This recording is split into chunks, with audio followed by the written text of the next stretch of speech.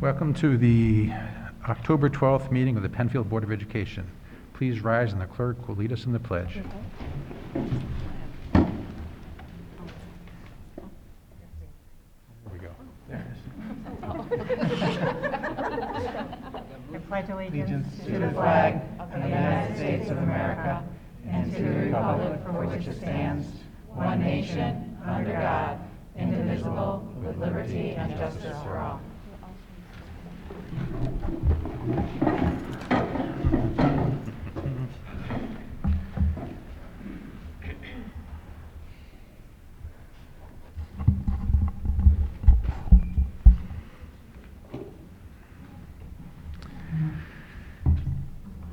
Okay, may I have a motion and a second that the agenda of October 12th, 2021 be approved as submitted?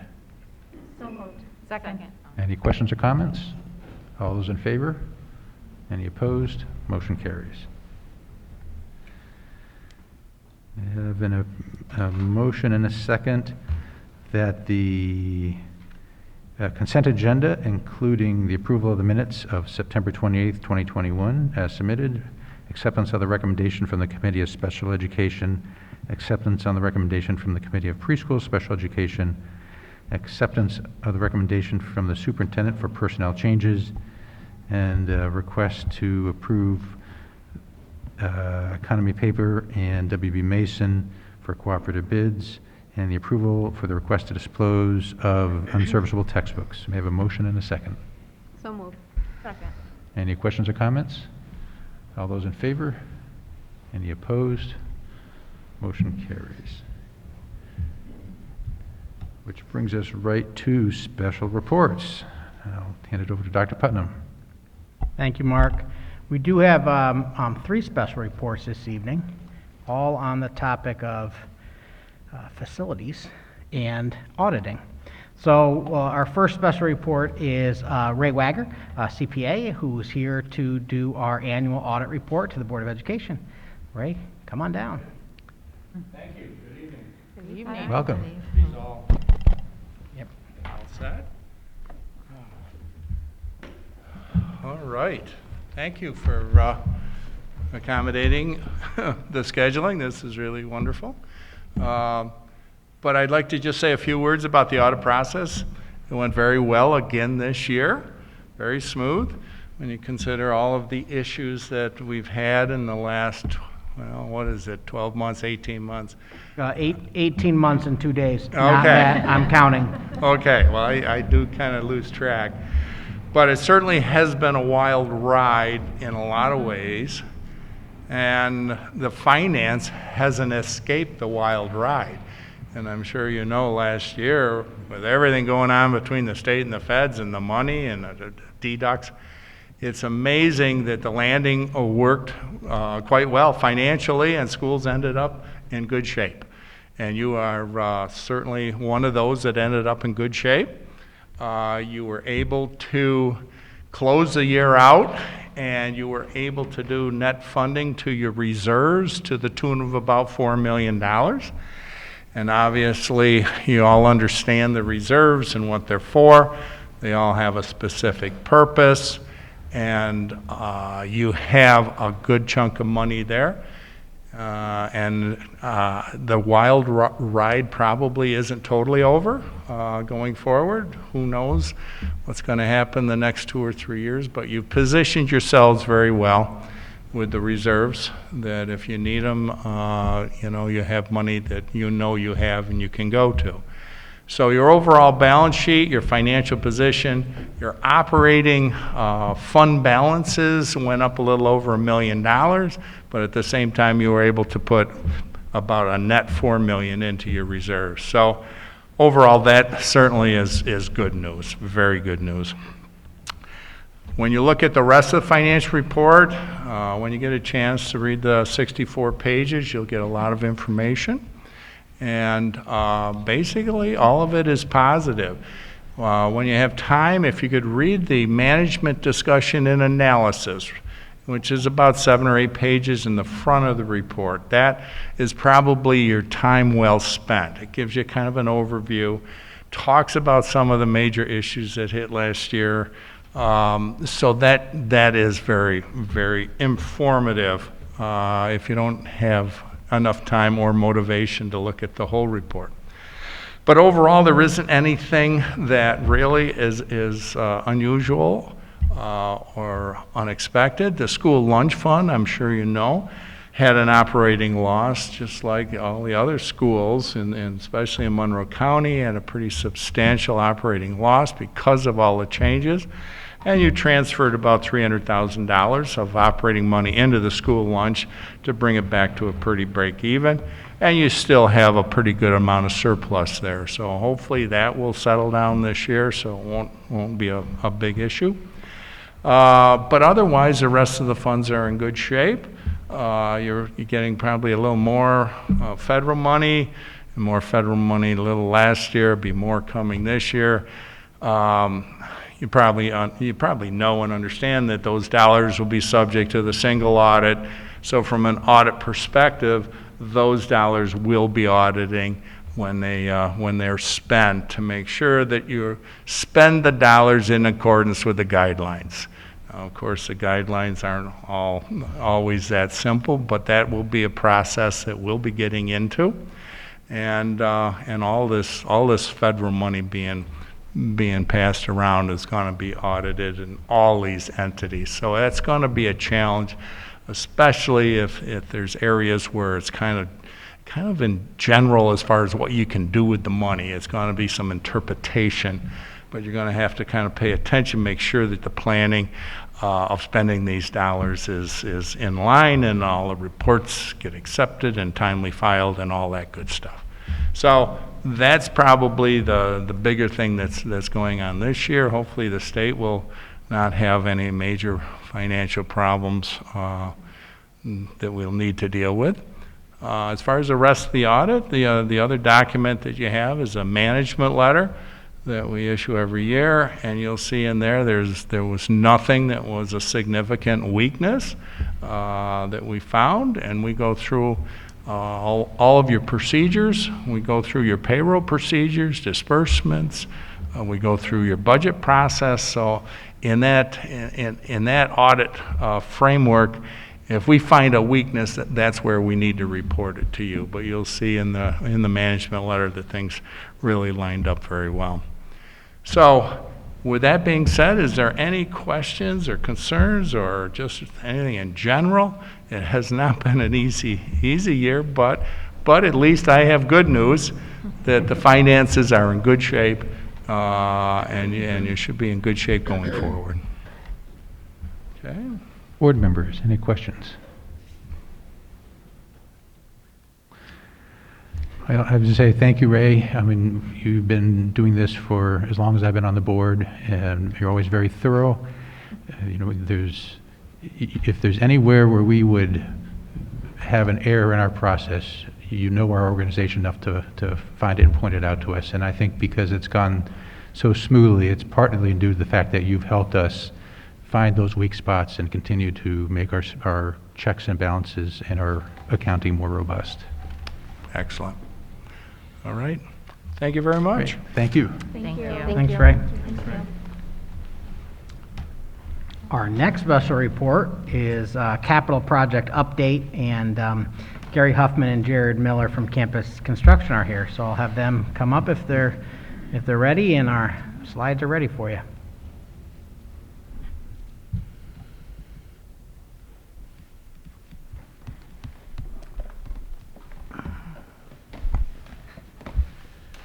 Good evening. Thank you very much for having us this evening.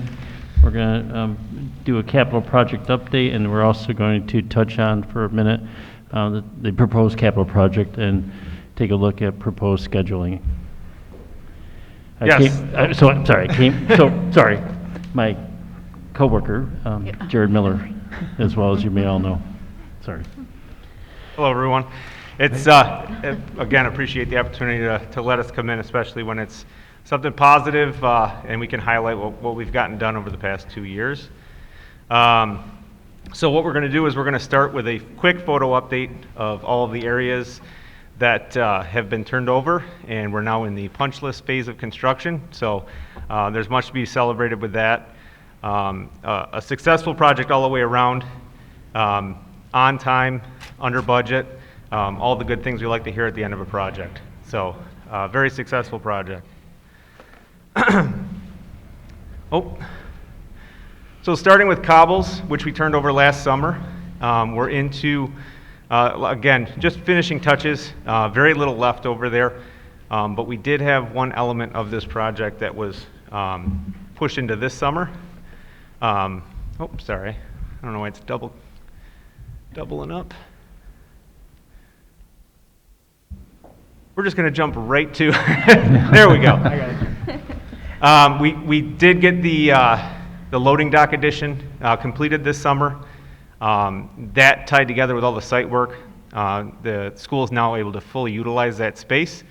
As you can see, it's being used now as it was designed to accept deliveries, paper, things like that to keep them out of the weather. The other big change over this summer was the kitchen improvements and serving line upgrades. So you can see here the new serving line is in. It's all been inspected by the health department and is ready to go. Nice. Looks good. It does look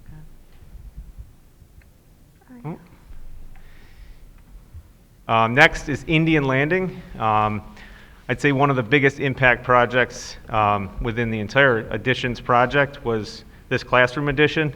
Some of the key factors were tying this space into the existing building, and I think the architects did a really nice job of achieving that. Let me get to an interior, sorry. Nice interior picture. The classrooms, as we said, are fully turned over, being utilized by the teachers.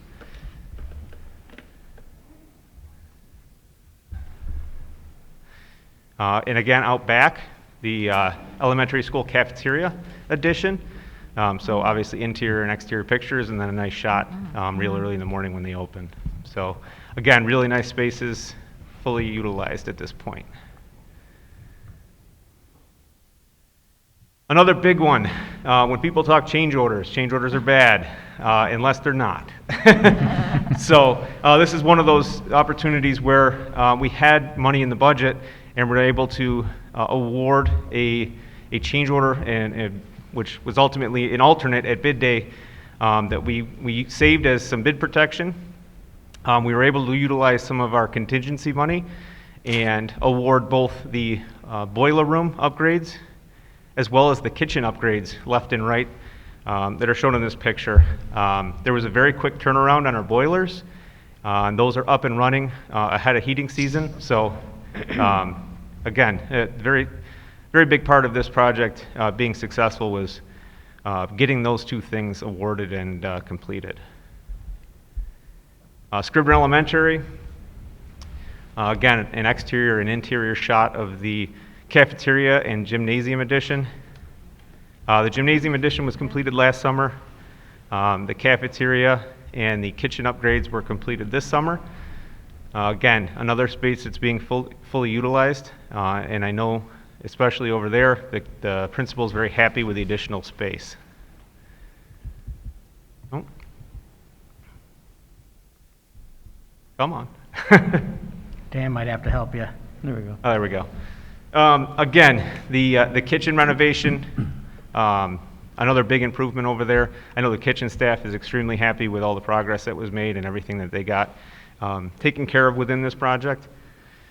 Again, another space that was inspected by the health department, passed with flying colors a few weeks ago.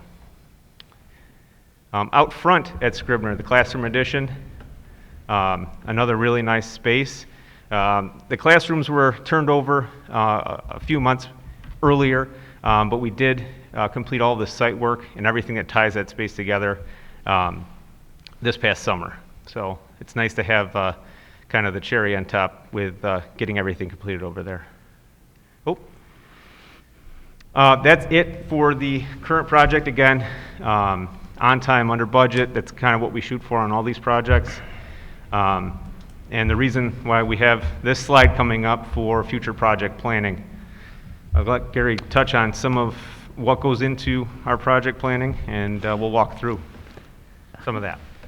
So just to recap, that was a really quick synopsis of the project we're just wrapping up now. Recognize that we went through COVID through all of that and we climbed a lot of mountains, and the whole team, Dr. Putnam, Dr. Driffel, the whole team. Everybody was pulling on the rope in the same direction and overcame a lot of challenges. And so it's a huge success, I think, for the district to recognize what was accomplished in the last 2 years, considering what we were all up against.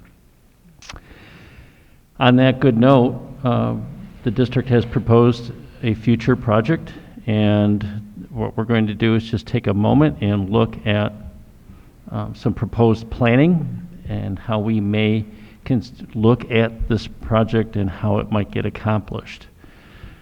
In this future planning, we're going to, do you have the slide? Can we advance it? Yeah, well, it jumps right into phase 1, so. Oh, sorry. So when we look at projects of this size, we don't want to overwhelm the district with a lot of work all at once. So we oftentimes will break it up into different phases to absorb the work that has to be accomplished, because be mindful of the fact that we're doing a major construction project during school. And so our job is to minimize as much as possible disruption to education and maximize safety to students and staff. In keeping with that, I think that if we are allowed to phase the project, we'll accomplish those goals. We're looking at phase 1, new transportation building. If approved by the voters, we would anticipate the design will take approximately 8 months.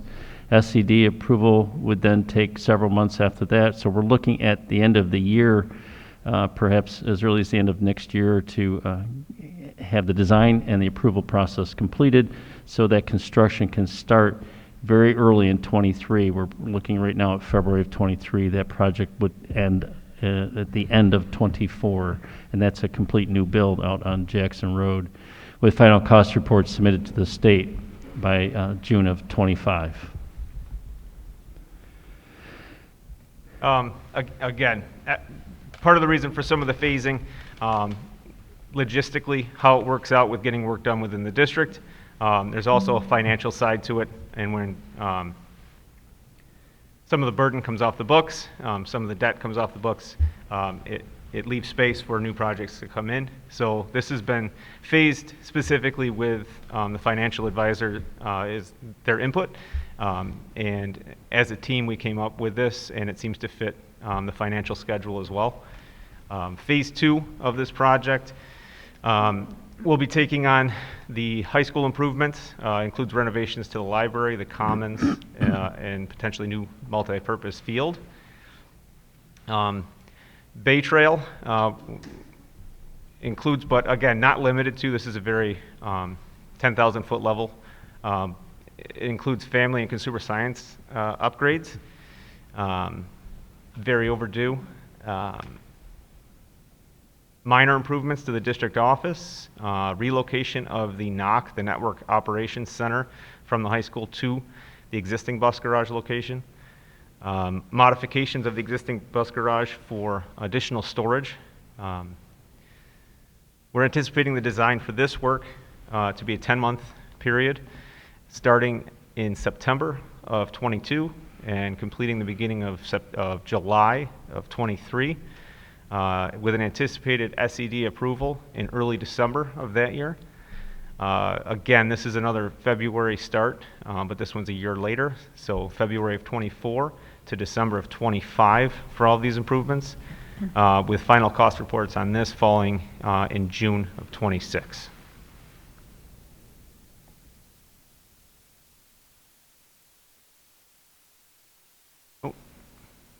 Not saying thank you yet. There we go. Phase 3 would include mainly building condition survey items. That's what BCS means. So every school district in the state of New York is required every 5 years to do a BCS study. The architect and engineers come through and look at the buildings top to bottom and identify anything that they see as But, so for repair or correction or update to correct for code issues, because the state is always updating its code requirements. So a lot of things go into that, but the state would look at a proposed project and it would ask us and make sure that we're picking up some BCS items. So those would include Indian Landing all the schools. We'd be addressing pretty much all the elementaries. The design would be about 10 months, working off that BCS list, and again, early September for SCD approval. Construction would be in the year of 25, running into 26, with cost reports coming out or being issued, final cost reports to state in June of 27. And one other thing to add is, and one of the other components of all this, and Jared alluded to it, is part of the phasing includes the MCA's, maximum cost allowances. That's your aid ability, that the state is going to give you, and that's on a 5-year rolling basis as well. So once the state approves a project, the MCA is tied up for 5 years, and after 5 years, it's then released again by the state, and the district can use that. So all of these parts and pieces go into all of the phasing as well. A lot of discussions, a lot of planning. Questions? We'll take any questions anybody may have. Hopefully this is 10,000, like Jared said, 10,000 foot. But we didn't want to bore you with minutia, but just give you kind of a overview. Thank you. Thank you. Board members, any questions? Catherine? Hi, Gary and Jerry. Hi. I just wanted to reiterate so the public is aware, and this is my understanding, that the timeline you put for the SED approval is based on how things are operating now. So if that changes, that timeline could change. Yes, so SED, we have seen SED approvals take as much as 52 to 54 weeks Yeah. in their worst state, and that was only a couple years ago. Yeah. So this is hedging a little bit and taking what we see happening in real time and adding a little time to it, thinking for now this is our best guess. But they only have 2 project managers for the entire state of New York for almost 700 districts. So they have a team that's a skeleton team reviewing documents, and then it has to go to the project manager who has the final say and review. They got 2 people doing Right. it. So it's And a so- challenge. Yes. It's and a I real think- challenge. So this is tentative and approximate. Yes. I just think it's very important to qualified. reiterate that, because some people get very, they get anxious, like, they just think that it can happen so much more quickly. They compare these kinds of projects to what they do in their homes or whatever, and it never takes that long, for approval of plans. Well, it shouldn't anyway. You're so right. Well, And we can't do anything without the state saying Right. you're approved. They issue the building permit. Yeah. Yeah. Okay. No, I get it, and I wanted people to understand that. Thank you. I'm glad you emphasized that. That's a very important point. Yeah, and those are planned relatively conservatively based on today's timeline. But again, like Gary said, it's not planned on worst case scenario. There are factors that play in. There will be a lot of projects in at that time that will be kind of racing to get in before. But there's always room in our schedule to adjust dates of submission to SED, as well as methods that we can speed up the process a little. So we will keep that in mind as we're going through the design process to make sure that we're addressing those timelines and hitting our marks as early as we can. Well, that would be helpful, too. Thank you. Lisa? Hi. I don't recall us having a project in my time on the board taking 5 years from start to finish. Is that just because of the nature of this project with a new build or the industry, or I was just curious? You want to take it? So the way we phase the project, so the way that we typically do it is we'll bid a project for phase 1, and that project will commence and be complete, and then we'll get into phase 2. So the way that we naturally see projects progressing, they do take relatively consistent amount of time based on the size of the project. 5 years is not extended by any means, but each of those phases is its own project, essentially. It's just the funding source that's being accessed by those 3 projects. That's the project that's being voted on. So each of those phases is about we'll say a 10 to 18 month project within its own. So one of the other things we didn't talk about is the labor force too. So we're also recognizing if you're doing $1 million a month in construction, we're not the only school district doing work in the upstate greater Rochester area. And so there's a real challenge there, and always has been for many years, a lack of skilled labor force. And so we have to, as we build these schedules, we're also recognizing that impact, which is real. It has a very real impact on us. So what was true 10, 15 years ago is not true today as far as speed. Thank you. I don't want to add, so tell me if I'm wrong on this, please, but I think the other piece, which is so different than other projects we've done, and including the project sort of that really got a lot of work done during COVID, is the fact that 10 months of the year we have kids sitting in the classrooms. And so like how do we do that? And that's where that phasing is so important. When we talk about, you know, the potential for the voters approve this project, the commons, taking that offline, you know, we'll try to minimize the impact to kids eating lunch in the library and certain pieces. And I know we lived that here at the high school. It feels like forever ago, but the new auditorium, and that project was a pretty lengthy project in terms of phasing and trying to minimize the impact to the students the best we could. Yeah, I don't, there's several of us were here for the 73 million that we did back in 08, 09, right? And we literally tore off that half of the building, tore down the auditorium. Yeah. You were principal at the time, and... No, or- thanks, no, I was- sorry, no, thanks, you I was couldn't- just an assistant sorry, principal, No, you so- weren't, yep. So, but we tore off that half of the building to build a new auditorium, and so you're displacing kids and who have a function and a classes and all that, so we have to logistically balance all of that, and you can't not have school. Right. So we have to develop these phasing plans to recognize you still have education to do, and we cannot push you out of the building when we're doing it. You have needs, we have to accomplish them, but we have to work together to do it. And it takes time. It's just, if you could empty the school and give it to us, we'll be done in half the time. But it doesn't work that way.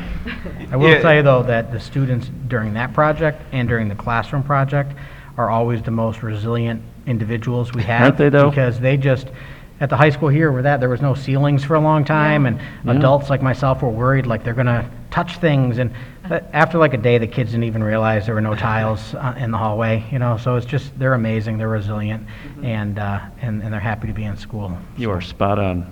It's amazing.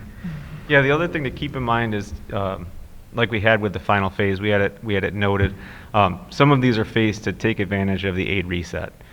So those projects cannot start until that resets. So, Which is the MCAs I referred to earlier. Exactly. Yep. Yeah.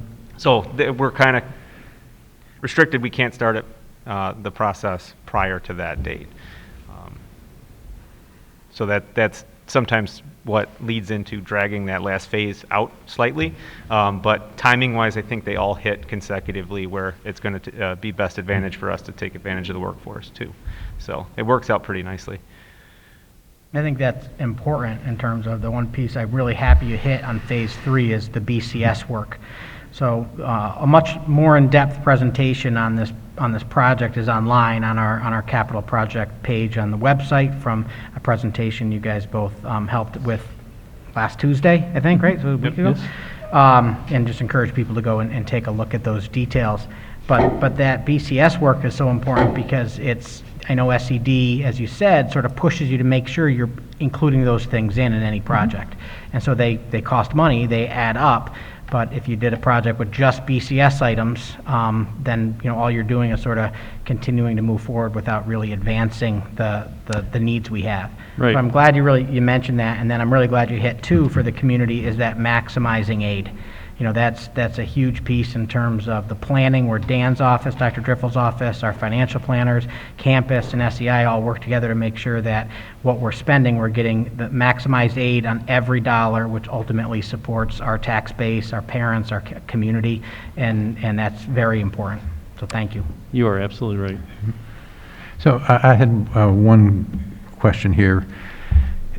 At the at the informational meeting on this upcoming capital project, it was clear that there was some misunderstanding in terms of how change orders affect the allowable amount of money to be spent. And you mentioned that for this project we just completed, we had a change order that added the Bay Trail boiler and kitchen improvements. So can you talk about how that affected the overall money we spent and why we did that? Why did we even bother doing this? So when a project is constructed financially, the voters approve X amount of dollars. We are not authorized to go a penny over, period. So when a district decides they're going to do a capital project and there's a budget developed, and the voters approve that budget, in that budget is, we do substantial numbers of estimates, and we're evaluating what the cost of work is on our side of this table and reporting back to the district to say, we believe the cost of the construction is this much. We also say to you, we recommend you include a contingency, a construction contingency. And that construction contingency is, we'll be very conservative. We try to be very conservative on that, but we don't know what we're going to find when we open up walls. Years ago, we did Scribner, classic example. They did 10 soil borings of that site, didn't touch a rock. The minute we put an excavator and a bulldozer on it, I think we hit I was telling somebody a story today. I think we counted 3,000 boulders, varying sizes that we took. We couldn't go a foot. So we had to do something about it. We at the point in time, it would have been very expensive to bust all those up and move them off site. So we created that amphitheater look, saved the district a boatload of money, but it still cost some money. That money came out of the contingency. 9.999 out of 10, you never expend all the contingency. So the leftover money from the contingency provides an opportunity to the district to do something. And so in this case, the boilers, which were were an alternate on bid day, we looked at the budgets and said, well, we don't want to take the chance. Let's hold off. And so we did, and we got through the project and recognized we had, and we're constantly doing this on a monthly basis, looking at the budgets and looking at the numbers. And we got to a point where we could make a value judgment and say, we've expended X amount of dollars out of the contingency. We have this much left in construction. We anticipate we only need this much, whatever it is, a little bit for contingency. So we have a surplus. Would you be willing to consider doing something with that money? The district collectively said, we need new boilers. It was bid. We didn't think at the time we could afford it. So Jared and his team went back to the contractor and actually negotiated to get it for less. They wound up saving the district money by taking an opportunity of the economy at the time. People were looking for work. And actually, we were able to do the boilers for less than what the number was on bid day, because we also felt that on bid day it was an inflated number. We just didn't feel right about it based on our analysis of it. So we were able to take the surplus money that we were forecasting out of the contingency and be able to pay for that. So everybody has a connotation or a thought that change orders are bad. They're not all, and Jared said this, they're not all bad. There's good change orders, a lot of good ones. Probably the majority of them are. So it was an opportunity, and that's how we did that. Hopefully I explained that Thank you. enough. Yeah, it's good to be able to utilize the funds that are within the project, things you're getting aid on, to be able to award those additional alternates or any additional work that comes along while you're within the project. So they're not overages and costs, they're costs that are accounted for. It's just being used correctly to the district's advantage is what, well, it's what we're here for. But, working with the team of the district to make those decisions, it's nice to be able to award those types of things, especially of the size of some of those change orders and the effect that they'll have on the project. Part of our charge is to be fiscally responsible to the district, big time, and that's our job, and that's what we do, and we take that serious. And those are, when we do so, you get these opportunities, which are a win for the district in the long run. I was just thinking of Catherine's, I think it's a great piece, is that Catherine mentioned a lot of times in taking a look at the timelines, is that people compare it, as do I, to building my own house, right? I never built a house, but my parents did, right? And we always buy an existing house. It's easier on my head. But I think it's that piece of, with change orders, that reminders, and Mark brought it up, is that the amount of money that the community votes and allows us to use, we can't go a penny over. And so when we do change orders, that money's not coming from somewhere else. When my parents built a house, all the change orders and the things they wanted to do differently all had to be a separate check that they were writing out of some account, right? So I just think that's important. The money's already there, the voters approved it, and then as Gary said, we meet all the time regularly to go over campus construction with our architects as well, with George English, who's in the audience, and all of our team at the school to make sure that we're being very fiscally responsible. But also, if you have the funds to do it, it just, like the boilers would have been in this project if we didn't get them done in the last project. They Right. needed to get done. And so I think that's a good reminder. So thank you. I'm going to record that and share it on a regular Add it basis to the about change website there, orders. yes. Yeah, I'm sorry, Absolutely. I hope I didn't get into the weeds too No. deep or take people's time too much, but felt I had to hopefully explain that well. Yep, yep. Well, again, any other questions then? Well, thank you. You know, we we do our building tours, and we did it last year while you were under construction. We got to see a lot of the work in progress, and we always enjoy that.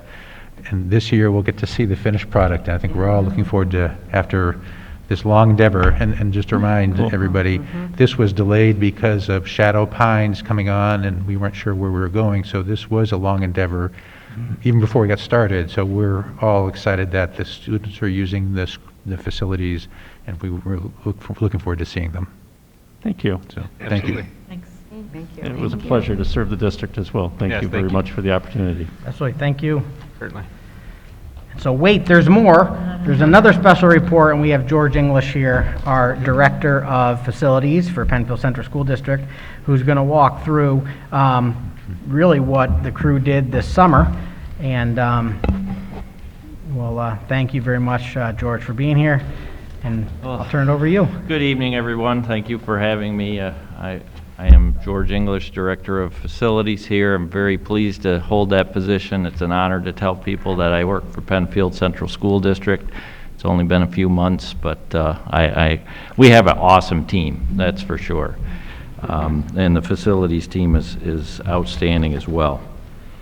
Tonight, here we go. Come on. Just a couple of things to go through, and I'll do it as quickly as possible. I just want to give a few updates on some of the things our team accomplished over the summer or are working to finish up right now in the fall, and then just touch base on our staffing, which is a bit of a struggle. As I'm sure you probably already know, you see the signs everywhere. Everybody's got struggles with it. From a project standpoint, at the high school, we did seal and stripe the senior lot so that they could redecorate it again this year. That'll be a constant yearly thing, as I understand, going forward, but that's awesome for our students. We did do a little repair to the main entrance, the sidewalk. We had some trees that a couple had died, but the roots had heaved things up. Maybe one of you tripped on one of those pavers. You won't anymore. Things are nice and level out there. We had a couple of different projects our HVAC guys got involved with. We're through the capital project, but they still have a ton of work associated with that because there's controls and coordination with all kinds of different organizations to make that all come together. So that happened here. We did a chiller repair. There was a vibration issue. Chiller vibrated. We lost refrigerant, so the guys had to repair that. Did some lighting upgrades to LED, mostly in the hallways here at the high school. And then the next few items on the list you'll see on every school, and so I'll just highlight them here and then skip over them. We did do some landscaping work this year to try to beautify each of our entrances and areas. The only place we didn't get that done, and we're still going to get it done, is cobbles. We ran into some enemies, bees. And I'm like, guys, we can't do that. And we tried, and I think we finally got them. But we did upgrade our fire panels throughout the district, and that's really gives us a lot better control than we had in oversight. And when we have a trouble, we can see what the details are, or if an alarm goes off, we have all of the details better than we did. We did a project with our IT departments, running cable and power as needed for centralized printers. And then we did distribute air purifiers to all our classrooms. At Bay Trail, Bay Trail was one of our bigger projects. We had to empty the entire kitchen so that the capital project work could be done in there to fortify this roof because they were putting a much bigger air handler on top. And the kitchen equipment comes in pieces and then gets welded together. we tried to move, we had to, we can't unweld it, and so it was all hands on deck, our maintenance staff, grounds crew, and the custodial crew, and they got it all moved out on carts, didn't twist it all up, bend it all up, and got it all moved back in. So that was a great accomplishment. And the boiler room, which Jared had already highlighted, again, our guys have a lot of involvement with that because of controls and coordinating between different organizations. Big elevator project at Bay Trail, and that's something that's been put off for a long time because of the cost. The cost is quite substantial, and we even ran into some costs we didn't know from an electrical standpoint. But 2 out of the 3 elevators were able to be up and running before the start of school, which was awesome because we had kids that are on crutches and every other thing. And the 3rd one will be inspected this week and should be back up and running this week. So, and then the final thing I want to highlight, and most of this will breeze through from here on, is we did a little partnership with the town this year on some paving repairs, and that went really well. Sometimes you have those partnerships and you're like, oh goodness, that didn't go so well, the work was horrible, and I don't ever want to do that again. But thank goodness that wasn't the case, and we built a relationship there that for me is really important, and we got off on a good footing there. So, and then the other things are repeats. Scribner, oh dear. The only thing that's new there is we did put new mulch on all of our playgrounds at all the elementary schools, so you'll see that on each of the elementary schools. Indian Landing, a couple of things, again, work with a new rooftop unit, parking lot repairs with the town, nothing else new. Cobbles, let's see, oh geez, make sure I'm on the right page. Just repeats. And then Harris Hill, we did a significant project there, and I was really pleased with our guys in the work that they were able to do. We took Hex 16, which was the old computer lab, and turned it into 4 new offices. And when we get to the pictures, I'll show you a couple of reasons why that was kind of complicated, but the group did a great job, and we now have some new people using those offices. We did update the TV studio, and then George Corbett utilized some of the kitchen equipment that came out of the Bay Trail project. That was a serving line that was an L shape, now is a straight line. So he had to put a puzzle together and make it all work, but he did an awesome job with that. So I was really pleased with his work. We did upgrade the parking lot lights to LED there as well. District office. Somebody thinks I'm running a moving company. We did do quite a lot of office moves, but again, I didn't make that clear when you came on a few months ago. English moving? It did create some good opportunities for all of our groups to work together. We had to bring our maintenance mechanics and grounds guys together, work together. We even got Dr. Kenny in doing a little labor. He did better than me. I got grease on my pants. He didn't, but we had fun doing it, and it was good. And we ran into a few people that weren't real happy about it, but we found a way to make them happy. So that was also good. So, and then we did upgrade the generator. That project's just about wrapped up. So we have a generator there that will support the building. And then, not to leave out facilities and transportation, we did do a significant amount of paving there. And the big highlight with that is that we do have oversight of every building from our fire panel and facilities. So I can see what's happening. So that's awesome. And then I'll just breeze through a couple of pictures. Here's, to give you an idea of how long the serving lines are that the guys had to move. I was very pleased with their work with that.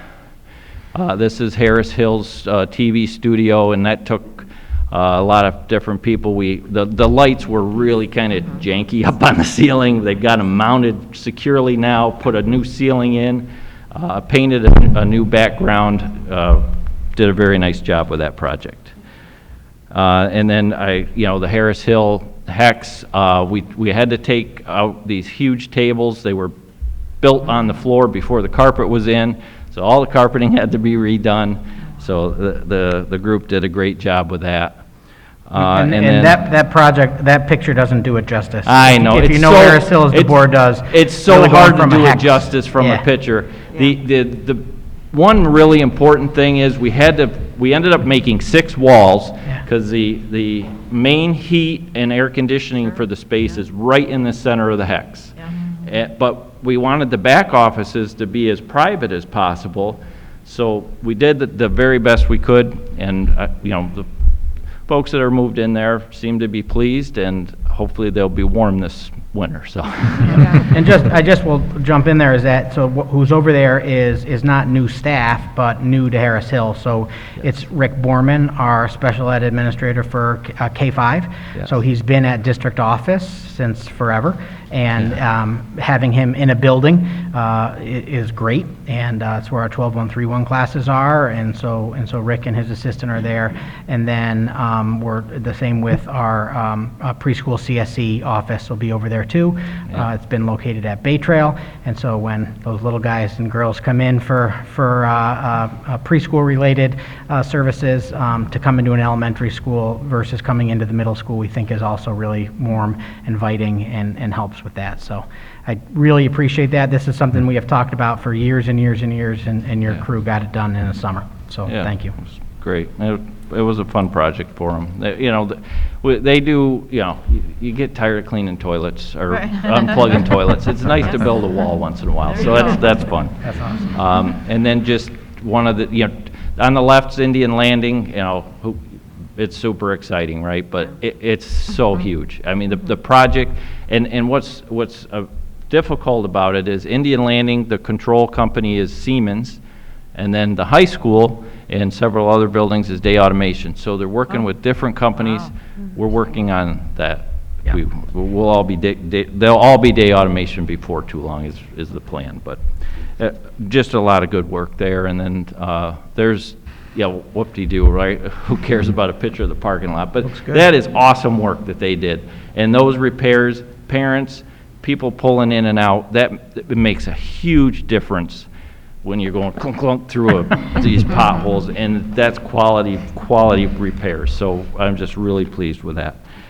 All right, so and then I got a picture of the district office. Isn't that wonderful?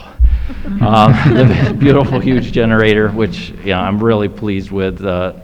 And it got a little complicated trying to get the gas turned back on.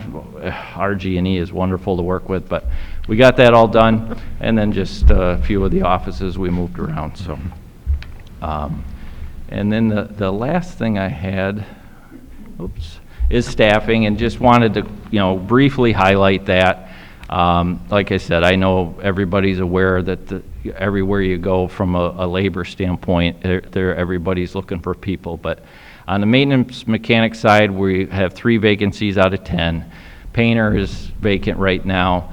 Grounds crew, 1 out of 7, and I'm always on Jim. Jim's our head groundsman, been our head groundsman for a long time, and he has high standards. I have high standards, and it was a struggle this summer. Usually we have 7, 8 summer help kids. We had 0. Wow. Plus we're 1 person short, and so it is challenging. We're 8.5 vacancies for cleaners, and then just learned today that I'm losing my other admin assistant. And again, she had a real struggle with that. We thought a week ago, or 2 weeks ago, she was going. She loves working with our department. We have an awesome department. And so she made an emotional decision not to go. And then the family said, financially, we just can't do that. So after the long weekend, I found out she's leaving. So overall, we're about 20% short. Wow. And just a quick reference. I'm worried about these people that are really good people that are putting in a ton of hours. Our courier works from 7:30 to 4:30 or 7:30 to 4 most days, but Monday through Friday. And since the start of school, he's been coming over to the high school and cleaning from 4 to 8, working Monday to Friday, 12-hour days. And then 2 weekends ago, I asked him, would you mind coming in and painting? because we have a little painting to do, and he's our backup painter. Now, fortunately, at this point, he's great with it, thrilled to be getting the hours. It works with his family schedule, everything's okay. But how long can that be okay? So anyways, enough said on that. There's other examples. I'm just concerned about the well-being of the folks working the amount of hours they are. There's a lot of great people, and I don't want to burn them out. I don't want to, lose them, because Your heart's in the right place, George. And last board meeting, we actually, I think it was last board meeting, shared a slide in terms of all of the openings that we currently have. Yeah, right. Many of these fall under the world of civil service. Yep. Which Makes is it really challenging. We just can't, because it's a rule, we can't just pick anybody, but we've got to follow that process. Yep. But I would just use this time as an opportunity to share with our community who's here and who is watching that, we have openings, all districts do, but Absolutely. Penfield is where you want to work.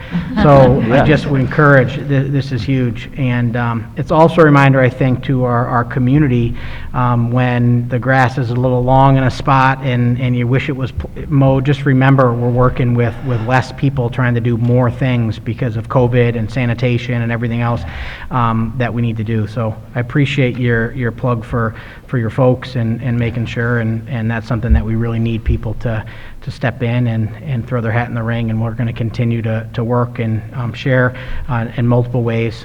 Dr. Kenny's not here. He had to drive a child to school out of state, but I know he is working nonstop Yes, I in know. conversations with Yes. you, so Yep. thank you. If one person's watching and can turn to the person they're sitting with and say, hey, George seems like a good guy, you should go work for B&G. Absolutely, I think yes. that'd be great. Yep. So, Thanks, well, George. That's all I had. I do thank you for your time and for listening, and any questions? Barb? Yes. George, I just have, it's a kind of a goofball question, but the town of Penfield helped you with Indian Landing's pavement? No, yes, they did. So it's in the town of Brighton, but we can I still know, hire that's why them. I'm impressed. You're good. The relationship is, That's great. Thank you.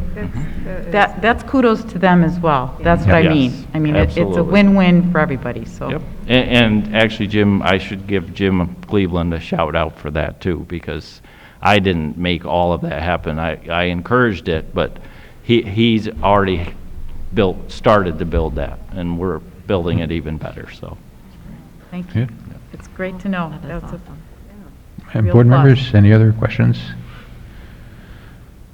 All right, well, again, thank you. You got a lot done in a short period of time over the summer, and again, when we do our building tours, we're looking forward to seeing these improvements close up. Thank you. Thank you. Thanks, George. Okay.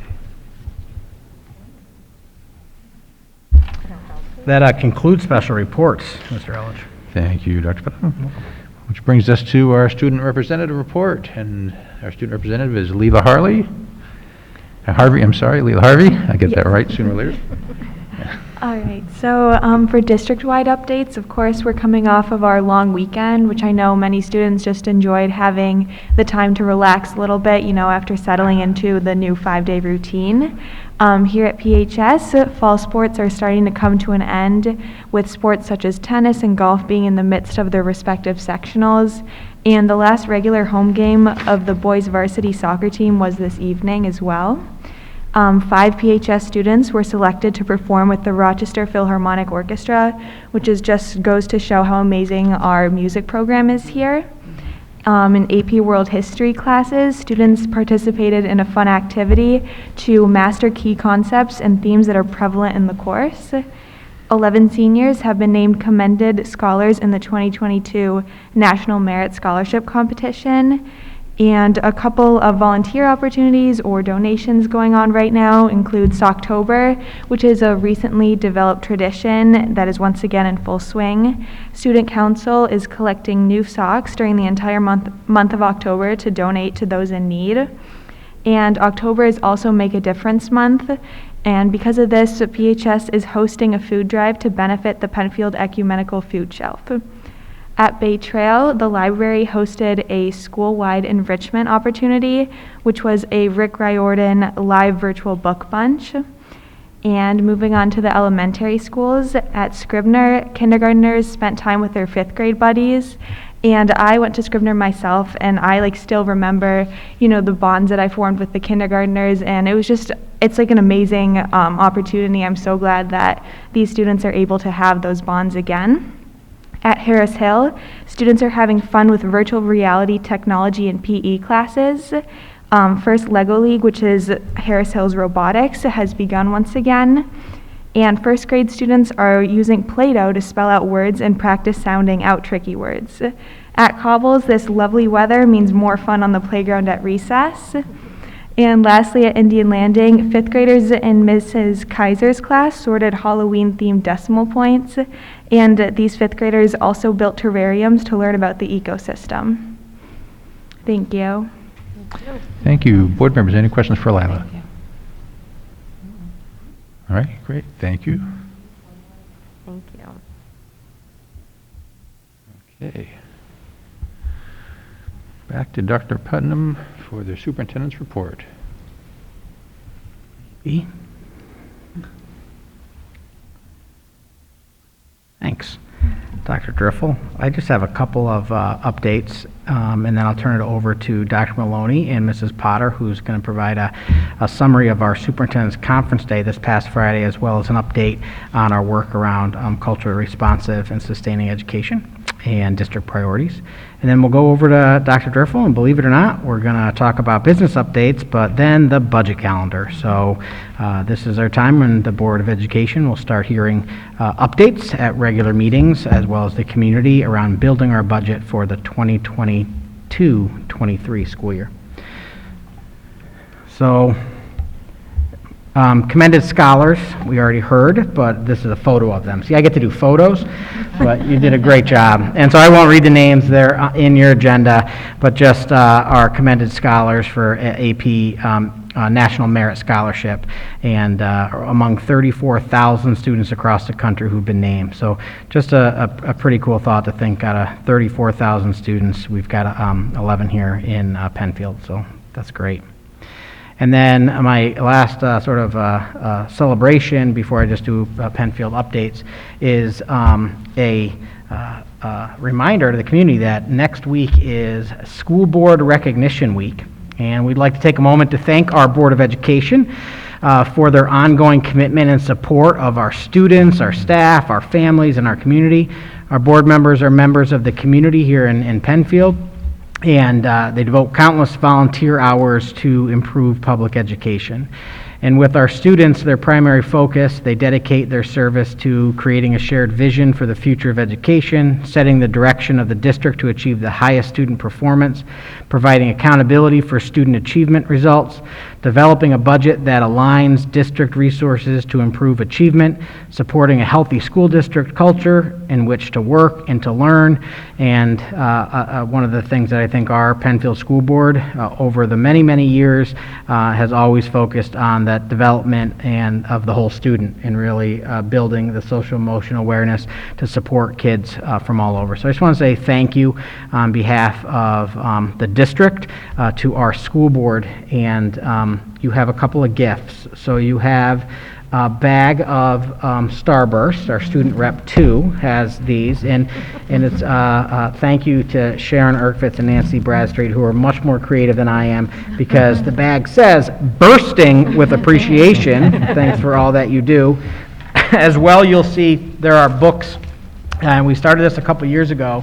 So these books are focused on, some are primary and some are intermediate, and they are focused on social emotional learning. We work with our school librarian. In the cover of the book, it is donated in honor of, and then the board member's name, and they will be put into circulation in our Penfield libraries. And so for years and years to come, when students take out a great book, they'll see the name of the board member and all the work that you do. So You know me, I can talk, and I'd love to say lots of personal thanks, but truly thank you for the volunteer hours you put in, the commitment you put in to serve the students and families and staff of Penfield. So thank you very much. If we could get a round of applause for the board, I think that would be wonderful.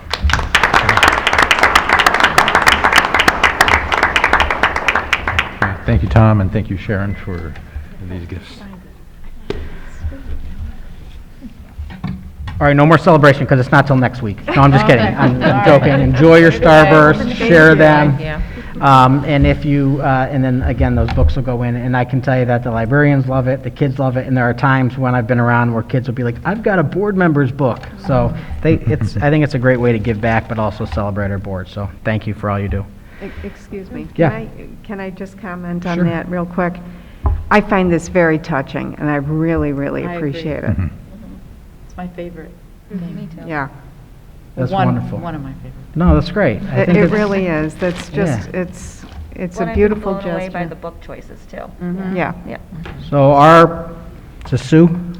Sue Chauncey, our librarian at Scribner, and our K-12 librarian chair works to select the books, because we Great. turn to the experts, and said, in the last couple of years have talked about just social emotional learning, a focus on those books, so they really are pretty cool. That's great.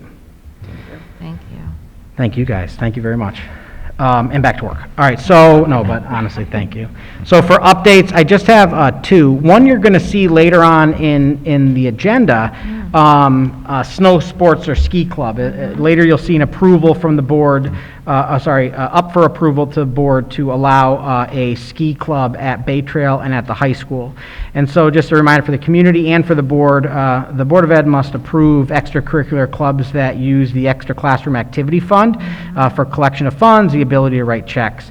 Previously, Bay Trail and the PHS Ski Club, also known as the Snow Sports Club, because I happen to have a skier and a snowboarder, so every time I say ski club, I'm quickly reminded at the dinner table that it's snow sports. So, but ski club, snow sport club, same thing. They have never needed to collect funds before, because families who are interested to have their kids in this club buy the ski pass directly from Bristol Mountain, where our students in the club ski or snowboard, and then they send a separate check to the charter bus company for transportation. And this year, the charter bus company, all the ones that we looked at and the one that we currently use, is requiring one payment instead of multiple payments from multiple families. And so because of that, Bay Trail and PHS ski clubs will need to actually collect the funds from families and then deposit it into the extra classroom activity fund, then make out a check to go to the bus company, so it's a one-time. And then later in the agenda, the board will be voting on the approval of these clubs, but I wanted you to know and the community know why we're adding this, because usually the clubs that utilize the extra classroom activity fund are approved in July in the reorg meeting. We don't always have to add a club after the school year has started. And then ski clubs, there are 2 of our 4 elementary schools that have had a ski club, and we're working with the PTA and PTO to collect that money, and that's because at the elementary level, you can't have a extra classroom activity fund club. And the reason this is just for the community, it's really interesting, but they have to have a student treasurer, they have to work through, they've got to do the books, they got to monitor what comes in and what goes out, and then nothing can happen unless the students of the club vote on it. And so all of those pieces have to be documented, and they get audited just like the district gets audited. They're part of the district, but they get audited, and we train those treasurers at the middle school and at the high school. So I wanted you to be aware when that came up, and for the community as well. So it's a great partnership we've had for many, many years, and students get some fun. And I know quite a few who've never skied or snowboarded a day in their life until they joined the Bay Trail or PHS Ski Club, went, learned, they bought the lesson ticket, and now they're skiers or snowboarders, so it's pretty cool. The next slide, Dan, is just, I have 2 slides on COVID updates. Lots of emails have gone out, but for our greater community, this is the 2nd week of testing students that opted in for New York State. We had to provide an opportunity for unvaccinated students to opt in. When I say the students opted in, just to be really clear, it's the family that opted them in. It's their parent or guardian that opted them into the testing. Based on the numbers we have, we and schools across the county are testing 10% of those students that opted in each week. And student testing is administered by our school nurses. And this is the rapid test, not the deep nasal swab, just a rapid test, and we're monitoring that.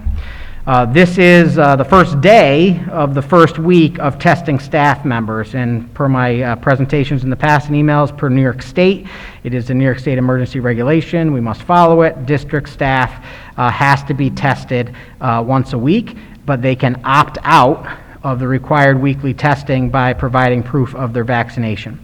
And so staff testing is being administered by our school nurses, K-5, or from WorkFit, an outside organization where we hired nurses in for our high school, Bay Trail district office, transportation, and B&G.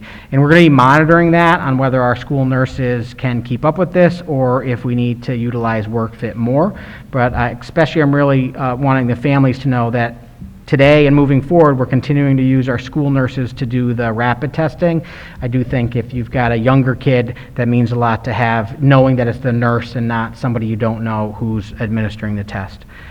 And we continue to update the New York State COVID dashboard. Last I checked, you still couldn't see it, but I know they're working on that. That was Friday. But we're also updating our district website each Wednesday with the number of active COVID cases. And so this is the first date we posted was September 22nd. There were 4 active cases in the district. On the 29th, there were 7, and last Wednesday, there were 22.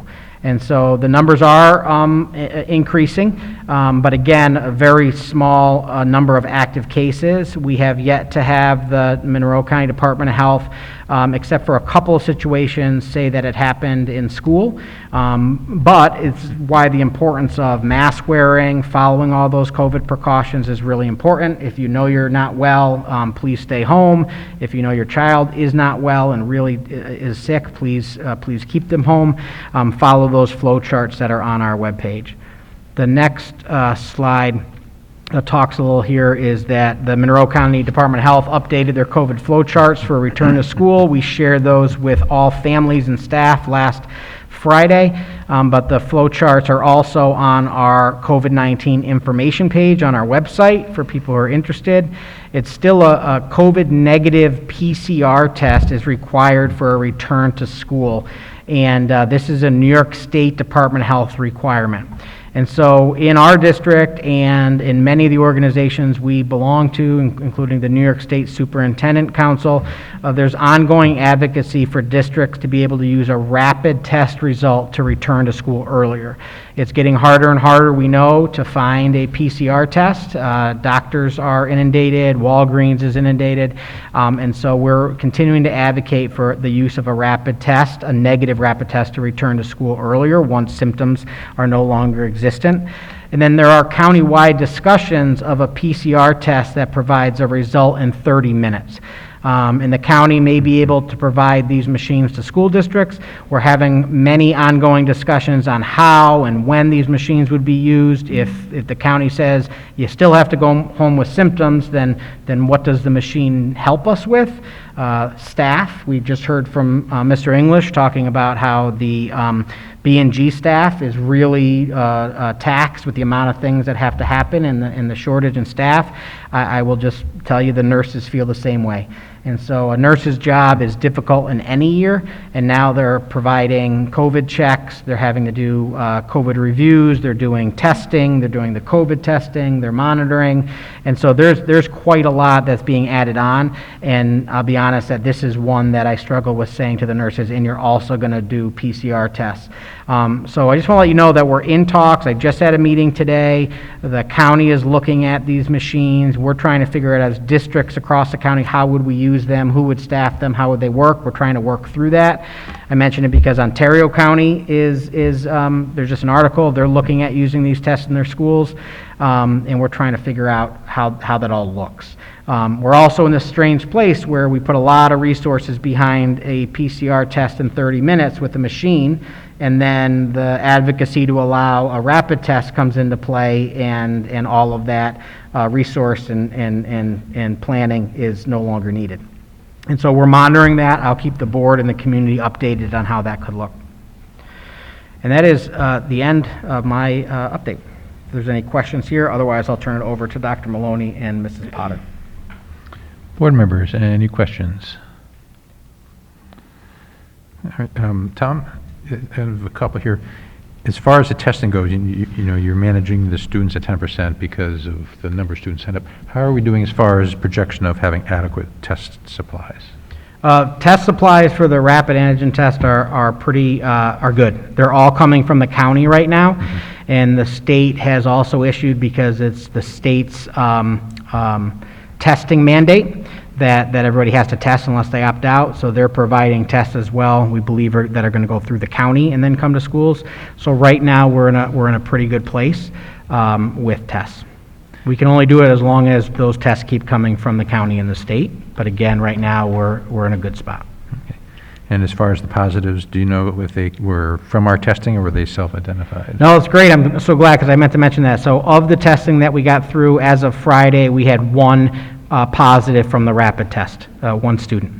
So the rest of the active cases there are not students that we found that we tested. Even that one isn't on there because it happened after the Wednesday posting. Good. Thank you. You're welcome. So I will turn it over now to Mrs. Tasha Potter, our Assistant Superintendent for Equity and Access, and Dr. Maloney, our Assistant Superintendent for Curriculum and Instruction, to walk us through just an update on our priorities, and I really think an incredible Superintendent's Conference Day all around. Thank you, Dr. Putnam, and good evening, everyone. We wanted to bring together this evening just an update around our district priorities.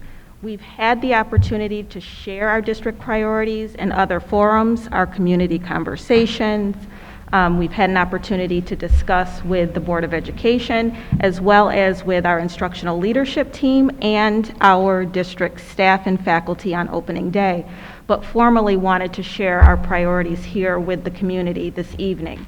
And so we want to start with our why for diversity, equity, and inclusion, and our why is our students. We aim to further our district's work by establishing a culturally responsive environment that ensures equitable outcomes and access for all students. So who do we serve? The visual represents that our students are at the core. Our main priority is the social, emotional, and physical well-being of all of our students. And when our students see themselves represented and feel good about themselves and being in our schools, they will thrive academically. What do we teach? Over the past several months, we have received questions about what it is that we teach. And so we've also shared in the past that we do not teach critical race theory. We do not teach diversity, equity, and inclusion. Diversity, equity, and inclusion is not a program, but rather our core belief that we embrace and acknowledge the differences of our students. How do we teach? We teach the New York State standards. Our focus this year will be to align our lessons with the 4 principles of the culturally responsive sustaining education framework. And what will we do? As we embark upon our equity journey, we will engage our leaders, our faculty and staff, our students, our families, and our community in this very important and necessary work. So this visual comes from the Culturally Responsive Sustaining Education Framework. It can be found on page 12 of the document. And this document was published in 2018. And what we see here in this visual are those 4 principles. And this is really the work that we are prioritizing here in our district. Welcoming and affirming environment, high expectations and rigorous instruction, inclusive curriculum and assessment, and ongoing professional learning. And so like our district visual, you'll see here in the center that students are represented, and each of the branches represents a different stakeholder group: our families, our teachers, our leaders, and our community members. And on the next slide, what we wanted to do is just kind of give a little bit more information in support of each one of these principles. So when we look at principle 1, welcoming and affirming environment, what this does essentially is it helps us understand the importance of creating those safe spaces for all of our students to feel represented and reflected. It asks us to dig deeply and embrace the cultural identities of all of our students, our faculty, and community members. High expectations and rigorous instruction. This is where we want to make sure that we have those challenging experiences for all of our students, experiences where they have opportunities to take risks and to grow. Inclusive curriculum and assessment. This is where we want to make sure that we're learning about the different perspectives, having multiple perspectives, and elevating those historically marginalized voices. And our ongoing professional learning, it gives us a place to dig deeply so that we as learners within our district can be prepared to move and have an opportunity to create those spaces for our students where we're learning about the cultures and the history of others. So as a district, we want to make sure that we continue to inspire, acknowledge, embrace, celebrate, and learn about our community's diversity. So as a result, we will be adopting the 4 principles of the culturally responsive sustaining framework as our district priorities. This commitment demonstrates that we value the diversity that each individual offers our district. So now I'll turn it over to Dr. Maloney, and she will unpack the priorities. Thank you, Mrs. Potter. As a district office team, when we began unpacking the culturally responsive sustaining framework, what we realized is the importance of the document really grounding in work that we have already been doing as a district, and ensuring that as we help our teachers and help our staff dig deeper into the document, that it not be presented in a way that it feels like one more initiative. It really, the culturally responsive sustaining framework really is the plate. And on that plate, we've got restorative practices, social emotional learning, standards-based grading. These are RTI. These are, we've been working on these for years. So when we take a look at the priority, the first priority, welcoming and affirming environment, our commitment as a district, we will value and promote diversity, equity, and inclusion by engaging in the culturally responsive sustaining framework and social emotional learning competencies. All schools will facilitate a DEI committee comprised of administrative, instructional, parent, and student stakeholders. And you'll see each of these slides for the priorities, they're structured the same. So the first column is our commitment as a district. The middle column is our target timeline. And then the column to the furthest right are the strategies that we will use to accomplish the priority. And again, these priorities lay the groundwork, the foundation for all of our work this year. And as you will hear, last week during building faculty meetings and the superintendent's conference day, faculty and staff began to really dig deeper into the culturally responsive sustaining framework and the connection to the work that we have previously done around social emotional learning. So shifting to the second priority, high expectations and rigorous instruction, the commitment here through our existing structures and systems, we will support teachers in the delivery of rigorous instruction centered on the principles of voice, choice, and agency for all students regardless of identity markers. We will determine and articulate the district's philosophy and agreed upon practices on grading. So Prior to COVID, the district had embarked on learning more about standards-based grading. And across the continuum, the K-12 continuum, we have different, based on teachers' trainings and the subjects that they teach, different teachers are in different places with the implementation of standards-based grading. So before moving forward, as a district, we need to come together. My office will be establishing a grading committee to articulate the district's philosophy and agreed upon practices on grading in order to establish that consistent foundation K-12 prior to moving forward. Some other strategies that we will engage in order to address priority 2: ensure coherent opportunities for students to actively participate in rigorous experiences and think critically. Create experiences that allow for student agency, voice, and choice, student-led opportunities. Student-centered learning on social justice issues. Establish structures and strategies that allow students to take learning risks and be challenged. The next priority, priority 3, the inclusive curriculum and assessment. Our commitment as a district, through the implementation of a district curriculum council, we will develop and articulate a review cycle for all curriculum. This review cycle will be grounded in the culturally responsive sustaining framework. So board members, I know some of you have been a part of the district work for some time, and prior to the Common Core standards, the next Gen Learning standards, the district had a curriculum council. When the Common Core standards came along and the next Gen Learning standards, that curriculum council really, it disbanded in the sense because the work was defined by the state, and so much of the curriculum, the Office of Curriculum Instruction was focused on implementing the Common Core standards. And it's time to bring back that district curriculum council to establish a review cycle for all curriculum to ensure that the curriculum is up to date, relevant, and culturally responsive. As stated there, this review cycle will be grounded in the culturally responsive sustaining framework. And you can see on the far right other strategies that we will engage in order to address this priority.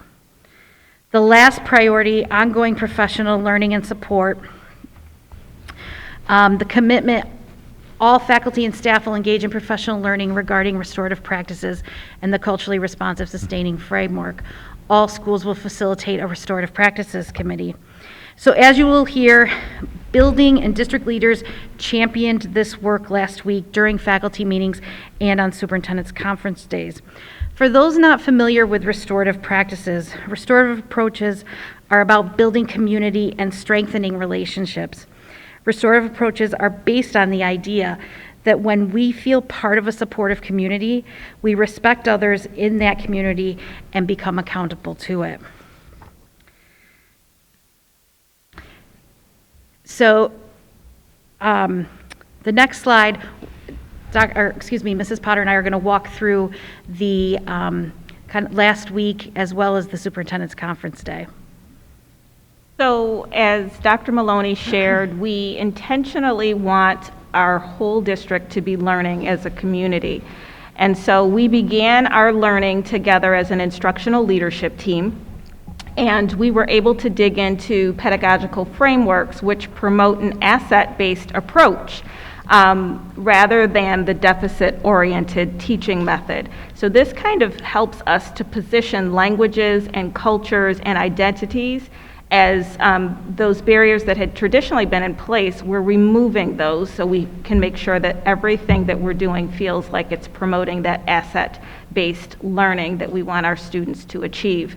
And so as we dug in as an instructional leadership team, the pedagogical frameworks and the research from Dr. Gloria Ladson-Billings, who begins the work with culturally relevant pedagogy, she calls out the need for us to have 3 criteria when students are learning. And those criteria consist of academic success, cultural competence, and social political consciousness.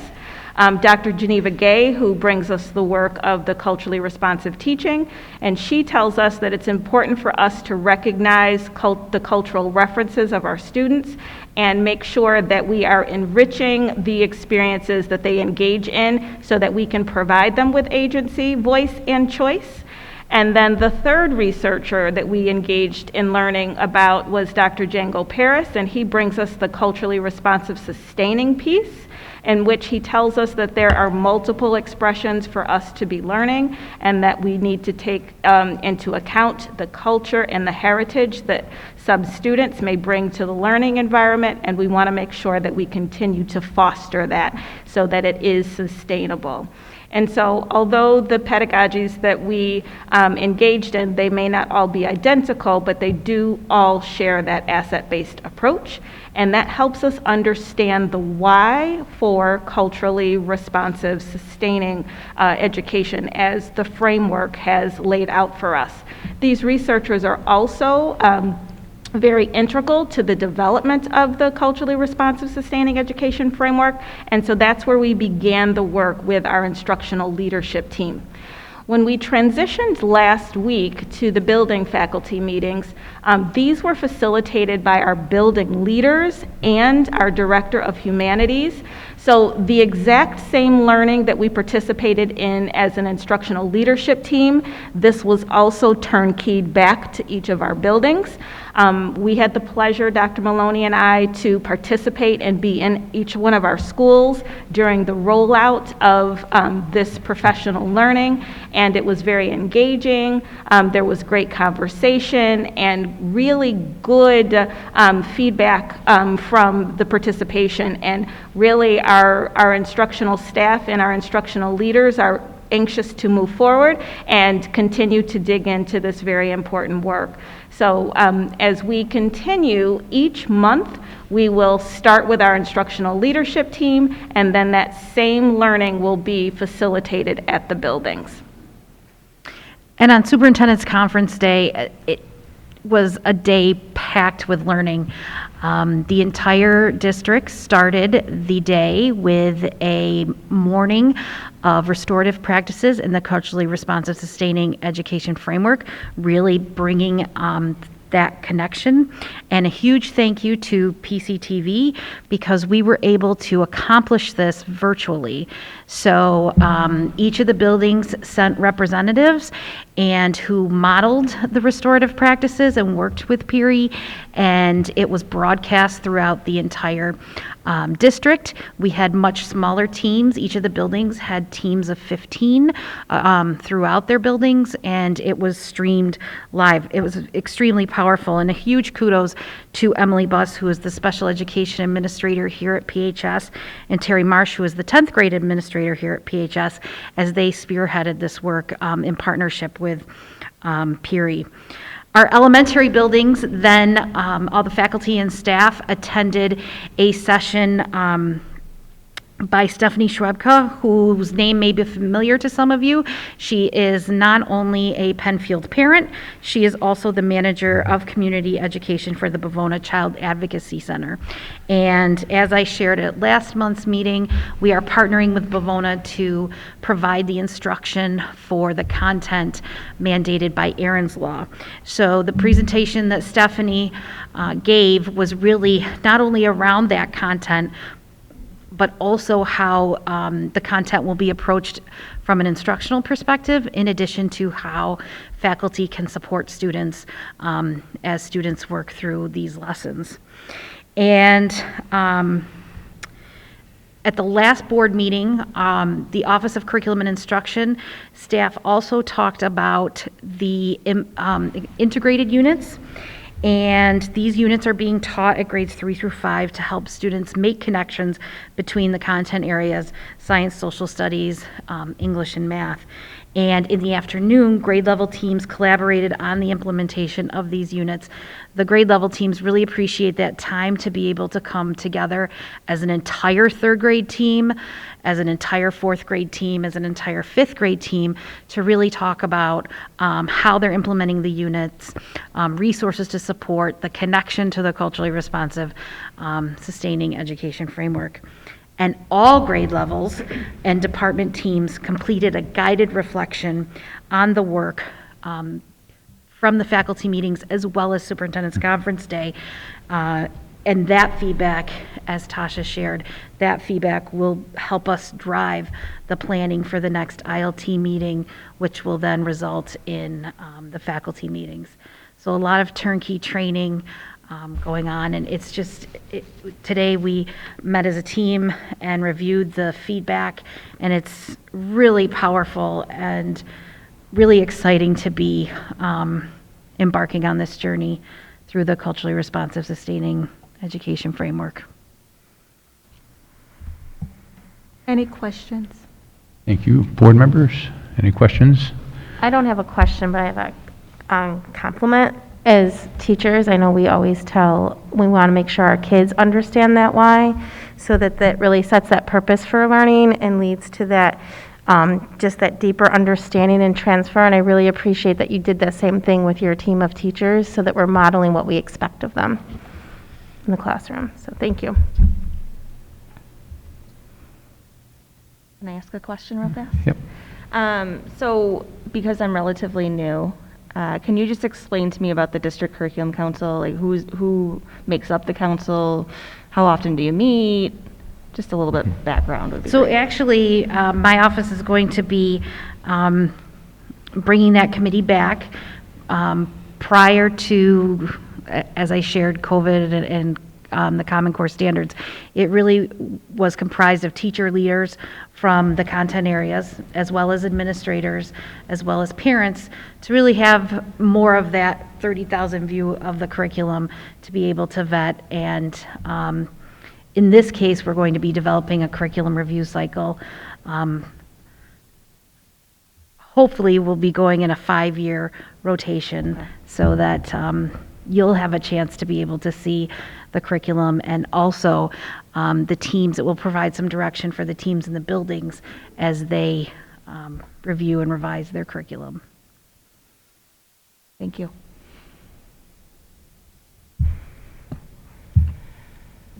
All right. Great. Thank you. It looks like you've got up to a fast start. I mean, this is the first real year, and you've got a lot in place already.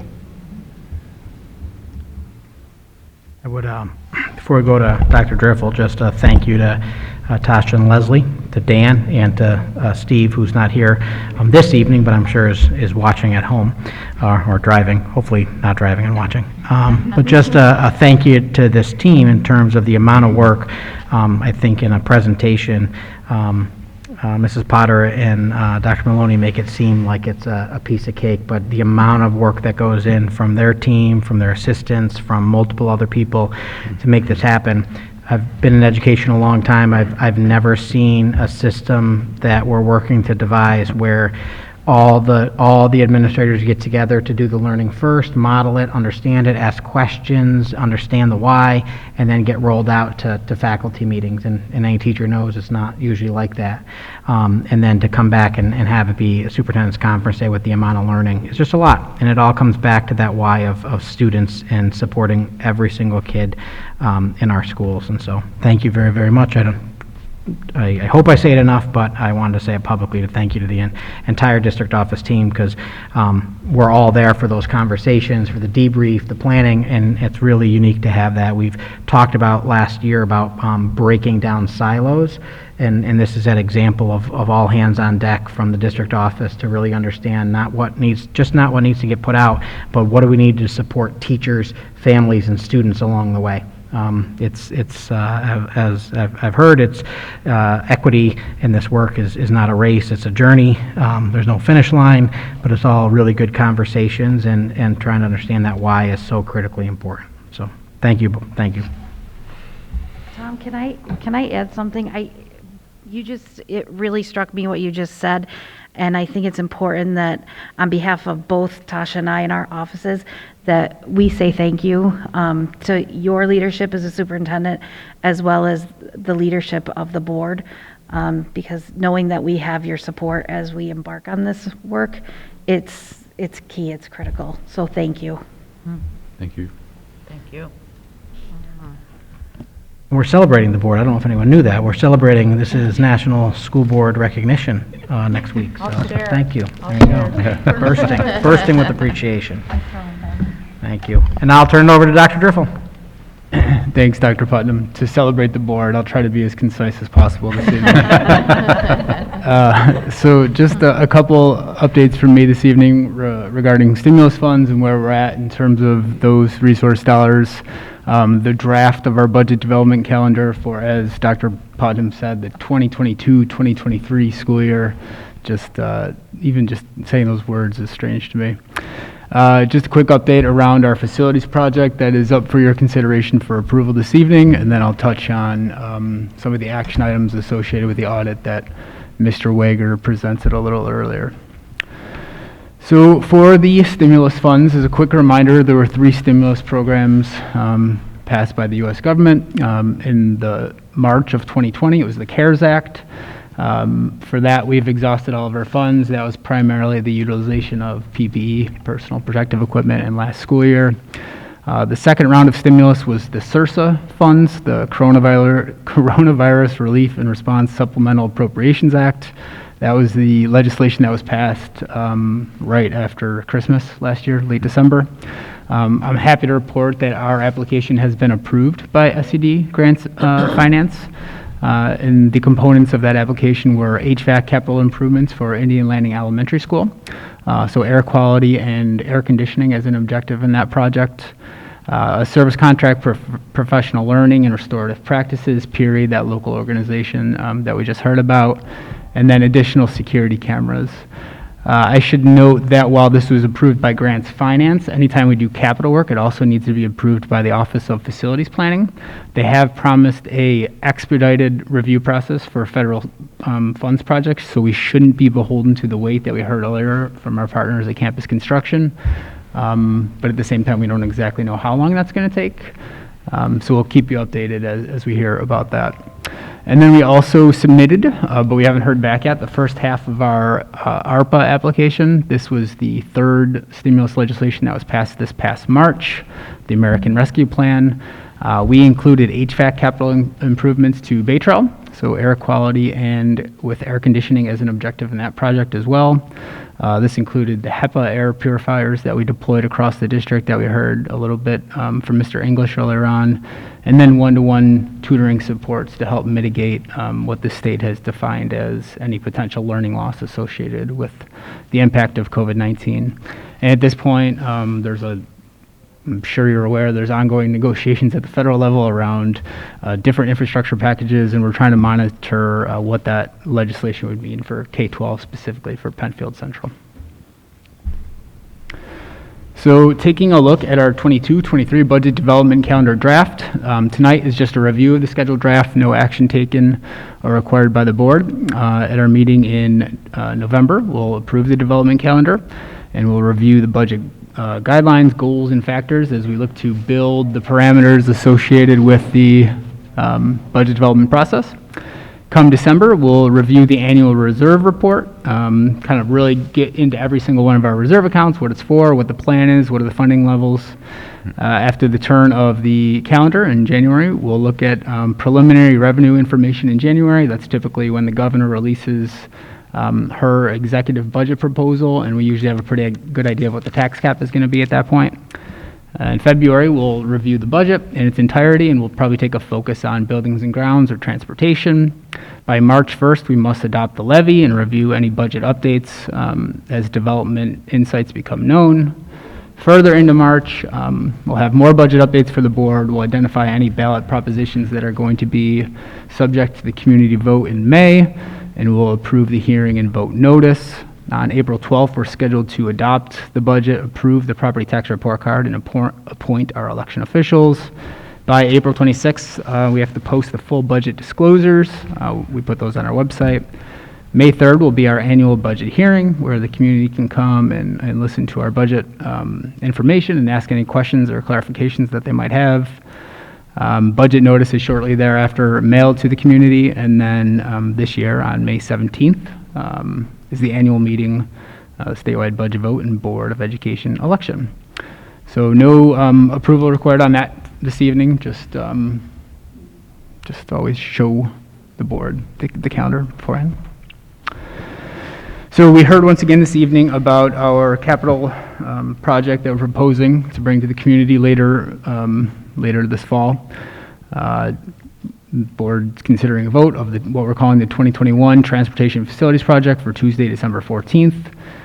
In the associated notice for your consideration this evening, the vote would be held in the PHS gymnasium here from 6 a.m. to 9 p.m. If you are not going to be in town, absentee ballots will be made available. As another reminder to the board and to the community, the project scope of work is a new transportation and B&G facility with district technology operations moved to that existing space on 5 Mile Line, new synthetic athletic fields here at PHS, baseball field, softball field, and full-size multi-purpose field. PHS renovations here for the library and common spaces, secure entrances added at Harris Hill Elementary and here at PHS, renovated instructional spaces at Bay Trail, and then various other capital preservation at all of our buildings. As another reminder for the board and community, the project is paid. School districts receive aid. It's called New York State Building Aid on approved capital projects that are approved by the community, and they are run through the State Office of Facilities Planning. This project is currently financed through existing resources, so there's no need for additional dollars to fund the project, meaning that there's no need for additional tax dollars. The project is essentially already paid for in its current status. So when we go over the tax cap calculation in a couple months, we'll note in the capital levy that it's zero, that there's not an additional dollar required to fulfill our capital obligations. So the total all-in cost, which we heard earlier, which includes incidental costs, contingencies, including change orders, design fees, filing fees, legal fees, all of those things, is $72,915,000. We're financing that with existing dollars of $21.7 million. And then our estimated eligible New York State building aid is just shy of $52 million. It actually comes to a little over $73 million because we actually receive an interest rate on the capital levy dollars that we put on it. The state's law treats local dollars as borrowed dollars, so they pay us a little bit of an interest rate on top of that. So just the key, if you're interested in learning more about this, we can go back to the board meeting we had last month with Chuck and Sarah were here from BPD Inc. They're our municipal advisors. They're the highly regulated, certified folks that understand municipal bond underwriting and help us with our forecasts. Or you can take a look at the public information session that we held last Tuesday night. But the key is that there's no existing or no new need for tax dollars associated with this project. It's what we call a net zero project. And this is visualized here in this graph from our municipal advisors. What this shows is the local share of capital project funding for Penfield Central. And when I say local share, I mean what we're spending out in debt service obligations through principal and interest, and then what we receive back from New York State in building aid. And you can see that over the course of the next couple decades, through prudent planning from prior administrations and the Board of Education, that we have a very smooth negative local share planned out through any existing debt that we have, any existing projects that we've completed, and incorporating in this project as well. So what that means is that we actually receive more money back in building aid on an annual basis than we pay out in debt service. So just kind of a quick high-level look at that. Finally, the annual external audit has been turned over from our auditors at Mengel Metzger Barr. The audit committee, Kristen and Barb were there last week to review the findings from the audit. It was a positive financial year, as Mr. Wager mentioned. We generated an operating surplus of $1.1 million on a $102 million budget, so around 1% variance. It brings our total reserve funds to $43 million. I should note in that $43 million, 20 of it is scheduled to be spent for the capital projects, so that'll be coming off the books. But we're definitely, as you heard from our auditors, well-positioned financially in a year where we were seeing 20% budget cut concerns and worries and warnings. We ended up seeing sales tax at Monroe County at all-time records, and things kind of turned around in our favor. As Mr. Wager mentioned, there were no significant deficiencies nor material weaknesses identified in the audit. They did note that food service inventory was delivered late. Typically, we put that on a monthly basis, and June's inventory was not received until September due to construction over at Bay Trail and some staff turnover over there. So we have associated corrective action to make sure that doesn't happen again for your consideration this evening. And then, like last year, we have existing fund balance in our capital fund. When COVID hit, this project process got delayed a little bit, so we knew that this was going to be a multi-year finding. Essentially what this is we have about $1 million from old projects, prior projects that we've, it's just sitting in the bank and it's supposed to be used because the community authorized those dollars for capital projects. So we'll be putting those dollars towards this project come the fall, and that's the corrective action associated with that. The only other prior year finding was corrected to auditor satisfaction as it related to meal tracking from our lunch program. So that audit approval and proposed corrective action is for your consideration this evening. Any questions on any of those topics? Board members, any questions? Lisa? Dan, can you clarify something that Jared mentioned? When we were talking about timelines, he said there was a certain time frame for funds for aid, and I wasn't sure if I understood what he meant. Yeah, so that was definitely in the weeds of school finance. So what those are called MCAs, maximum cost allowances. The state has rules how much an instructional building can receive an aid over a rolling 5-year period. And because we just did so much elementary work in the last couple projects, we had to wait 2 years or so for those projects' aid schedule to be reset so that the work there would be eligible for aid. Primarily the 4 elementary schools. That's why those BCS associated work items were in that 22 range. Because if we had the 2017-18 additions project, that's kind of when it resets after 5 years or so. Is that what you were asking about? Yes, thank you. You're welcome. Yeah, that makes sense. Thank you. And the board members? All right, thank you. I know you're surprised, but that concludes superintendent reports for this evening. Okay. My favorite words.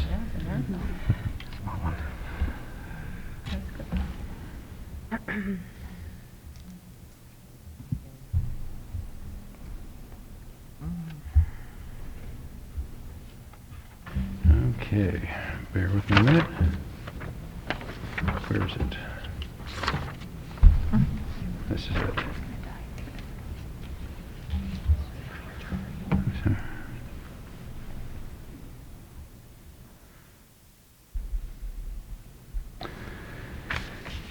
Okay, so I'm going to read a resolution, and we will have see if there's a motion and a second.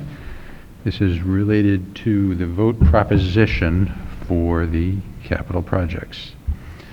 Be it resolved that the Board of Education of the Penfield Central School District is hereby authorized to undertake certain capital improvements consisting of addition to and construction and reconstruction of school buildings and facilities, site improvements, and the acquisition of certain original furnishings, equipment, and apparatus, and other incidental improvements required in the connection wherewith for such construction and school use, all at an estimated maximum aggregate cost of $72,915,000, and to appropriate and expend from the existing capital reserve fund $20,372,305 for such project costs, and to appropriate and expend up to $389,558 of available current funds for such project costs, and that the balance of such cost, or so much thereof as may be necessary, shall be raised by the levy of a tax to be collected in annual installments, with such a tax to be offsetted by state aid available therefore, and in anticipation of such tax, debt obligations of the school district as may be necessary, not to exceed $51,153,137 shall be issued. Notice is hereby given that a special meeting of the qualified voters of the Penfield Central School District shall be held at the Penfield High School Gymnasium in said district on Tuesday, December 14th, 2021, between the hours of 6 a.m. and 9 p.m. to seek community approval of the project. So may I have a motion and a second to approve the resolution? Oh, actually, this has to be a... After the motion and a second. Okay, and then, okay. So I have a motion and a second. So moved. Second. Any questions or comments? Do you read the roll call? Duly put to vote as follows. Barbara Badmiers, Aye. Emily Belser, Aye. Lisa Barani-Chidzi, Aye. Catherine Dean. Aye. Mark Elledge, Aye. Sean Hakil, Aye. and Kristen Harley. Aye. 7-4, none opposed, the motion carries. All right, thank you.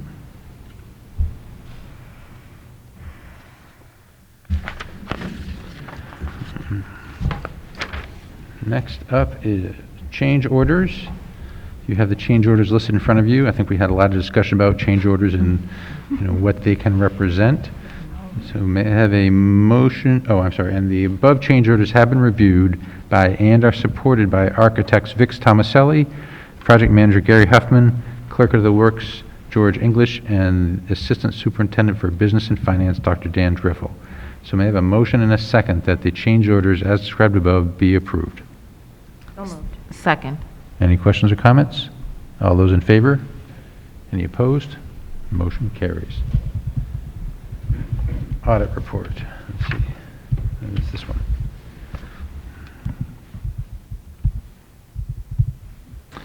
It is recommended that the audit report for the year ending June 30th, 2021 be accepted.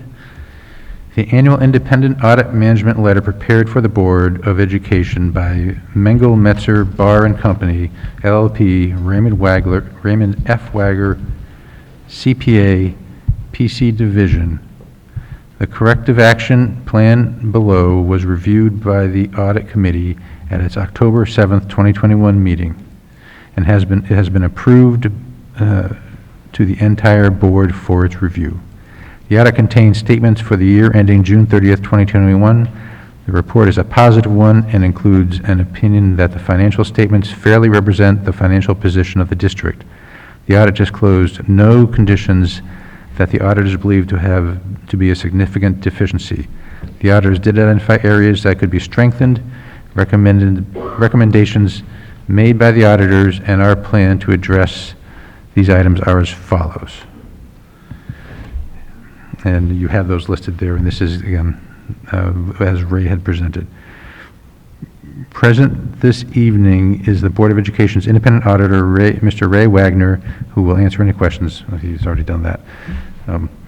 For the board, so the board members may have. So may I have a motion and a second that the audit by Mengel, Metzer, Barr and Company, LLP, Raymond F. Wagner, CPA, PC Division of the district's basic financial statements and the associated management letter for the year ending June 30th, 2021 be accepted. So moved. Second. Thank you. Any questions or comments? All those in favor? Any opposed? Motion carries.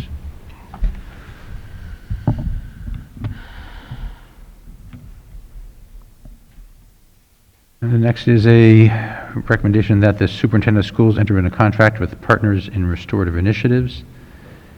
The district is contracting with Partners for Restorative Initiatives during the 2021-2022 school year as part of the district's diversity, equity, and inclusion priorities in the providing ongoing learning and support.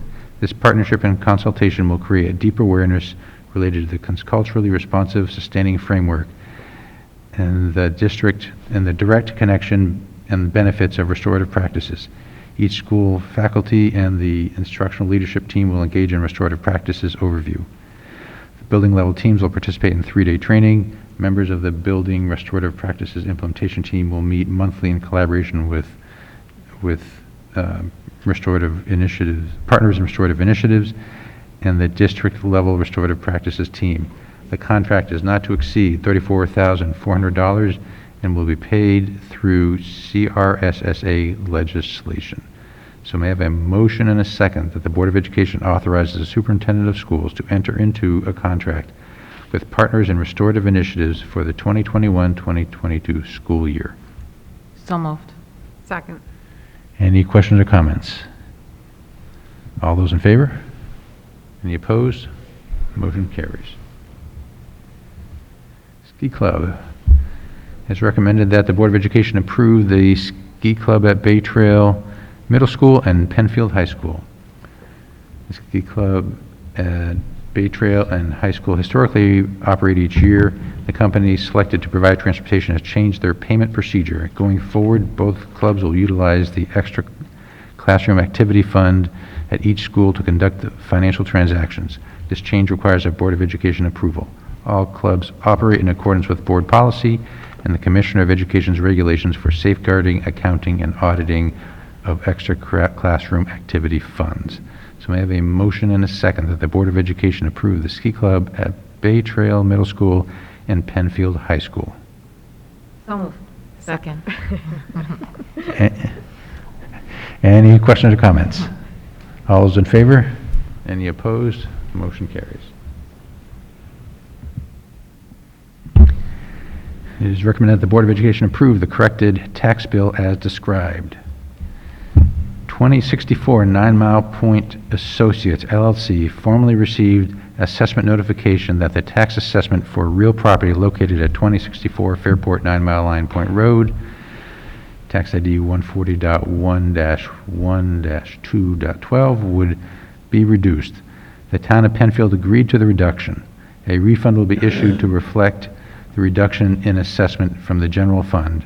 The correction is as follows, and you have the numbers here, but the 2021-2022, the assessment was $3,378,540. The proper assessment is $2,182,050, with a difference of $1,196,490, which includes a refund amount of $32,425.04. So may I have a motion and a second that the Board of Education approve the corrected tax bill as described above? So moved. Second. Any questions or comments? All those in favor say. Any opposed? Motion carries. It is recommended that the Board of Education approve the Audit Committee charter as submitted. Per Commissioner's regulations, it is necessary to re-adopt the Penfield Audit Committee charter each year. The charter was adopted by the committee at their October 7th, 2021 meeting. The charter was given to the Board of Education prior to this meeting for review. So may I have a motion and a second that the Penfield Audit Committee charter be approved as submitted? So moved. Second. Any questions or comments? All those in favor? Any opposed? Motion carries. Policies for first read. We have one policy, 5633, gender neutral single occupancy bathrooms, a new policy required by law. Yep. So, this is a New York State law. Or do you want me to take it? I'm sorry, I should have I asked was going policy to do it committee. because you're Yeah. chatty. Oh, yeah, go for it. Okay, so that's it. It's a new policy required by law. We've already done this, but we didn't do the policy yet. The other thing I wanted to say, because I love Leslie, is that because we do a 5-year review too on policy committee, so I was really excited that you brought that up about curriculum, because I think it's really important. And so our policy for second read and approval tonight is a change that we made to consolidate some policies in our policy review. And there's a few policies up for deletion, and I don't think, Sharon, we got any public comment on the new policy. How was that? Was that fast? Oh, No, okay. it was great. You did a good job. Yeah. Good job. Okay, so that brings us to the policies for second reading and approval. It is recommended that the Board of Education approve the following policy as presented, and this was presented last meeting, as Lisa mentioned. 1510, Board of Education meetings. It's recommended have a motion and a second that the above policy be approved as presented. So moved. Second. Any questions or comments? All those in favor? Any opposed? Motion carries. Policies for deletion. It is recommended that the Board of Education delete the following policies from the district manual. And again, this was discussed at the previous meeting. The policies include 1328, annual organizational meeting, 1329, an order of business at the annual organizational meeting, and 1511, order of business at the regular and adjourned business meetings. So I may have a motion and a second that the policies 1328, 1329, and 1511 be deleted from the district policy manual as submitted, effective immediately. So moved. Second. Any questions or comments? All those in favor? Any opposed? Motion carries. Which brings us to visitor speaking time. We, the board, appreciate the comments of the community during the public session of the board meeting. Every individual that speaks has a vested interest in the education of our students. Your comments are important to us, but matters involving individuals or specifics of negotiation are not permitted during public session. Concerns will be referred to the district administration for follow-up when appropriate. Visitors may sign up to speak at a meeting by emailing the district clerk, Sharon Erkfitz, with their name, address, phone number, and topic they wish to address. Registration will be open at 8 a.m. on the Friday before the meeting and remain open until 3 p.m. on the Tuesday of the board meeting. Speakers are expected to identify themselves with their name and address before presenting and limit their comments to 3 minutes or less. A total of 30 minutes will be allotted for visitor speaking time. The board will not be responding to comments during this session, but please be assured we are listening. Finally, we ask that all speakers model the conduct we expect from our students in school daily. Please be respectful of others in your words, conduct, and demeanor. Thank you. So the first speaker is Megan Howard.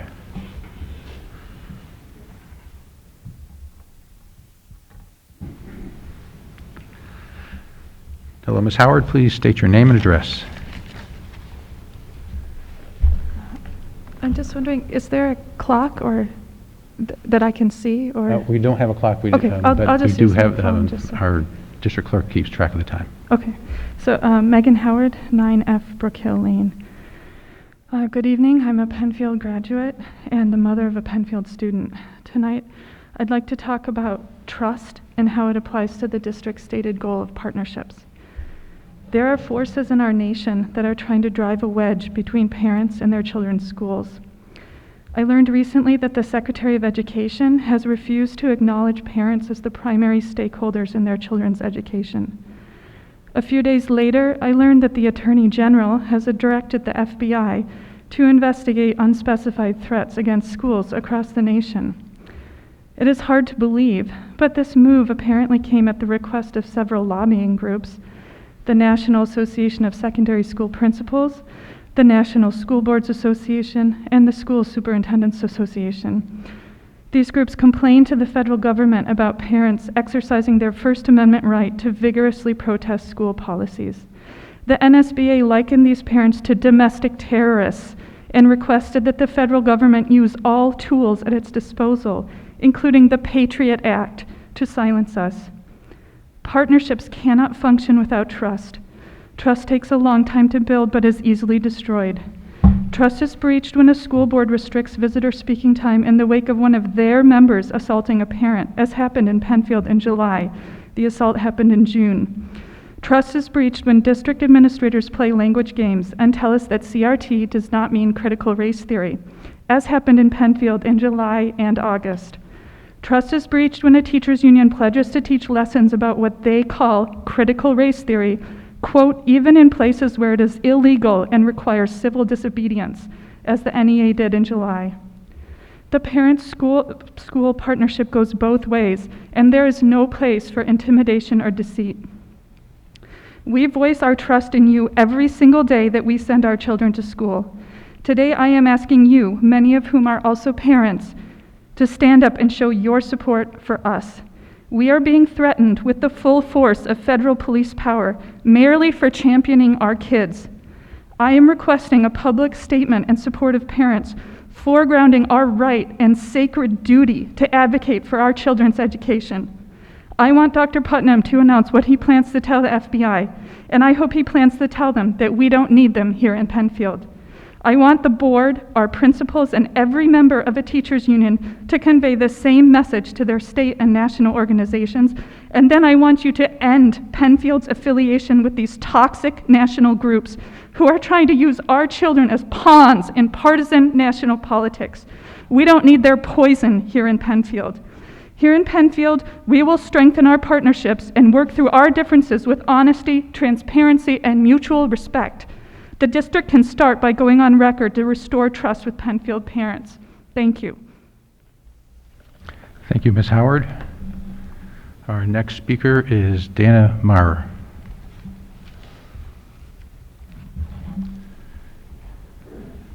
Ms. Maher, please state your name and address.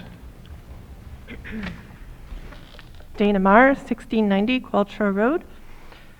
This fall, our family made a very thoughtful decision to transition our daughter out of the school within the Penfield district into a private school environment. I want to share our experience with that, as it has been a very positive one. Something our daughter shared recently was how she was sharing in class at her new school that when she was in public school, she felt others didn't treat her well due to the fact that she did not conform to or follow certain beliefs of other students, as they were contradictory to her own background and set of beliefs. With this said, she strives to be supportive and respectful of others, regardless of their beliefs and backgrounds, but often felt if she didn't jump on the bandwagon of cheering on the things that were important to others, that she was not accepted or treated the same as others who did. When she shared this in class, other students who previously attended public school said they had a very similar experience.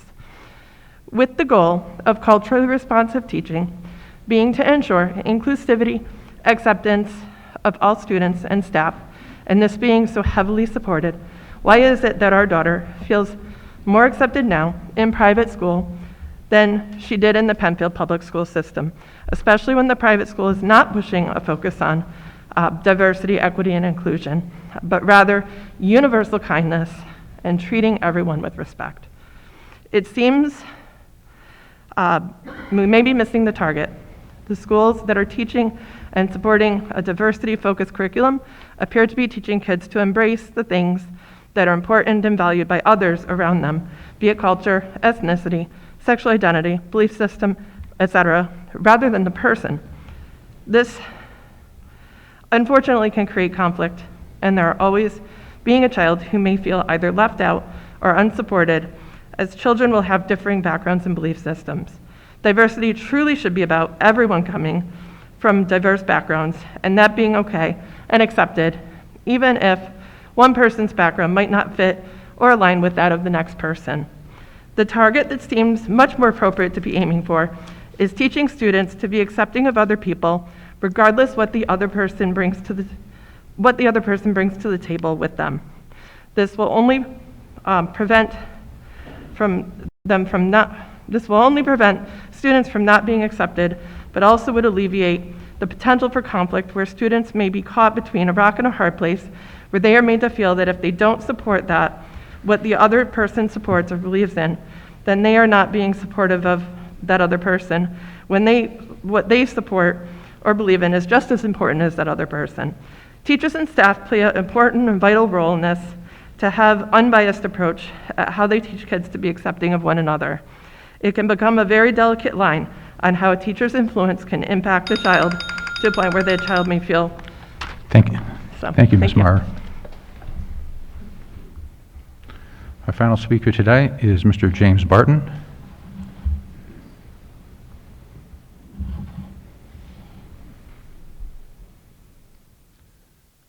Good evening, Mr. Barton. Please state your name and address. My name is James H. Barton. I live at 100 Brookwood Road in Brighton. Penfield School District, that part of Brighton. Good evening. My name is Jim Barton. Thank you very much for the opportunity to speak tonight. My wife and I raised our 2 children in this community. They attended Penfield schools starting in kindergarten, going all the way through the 12th grade.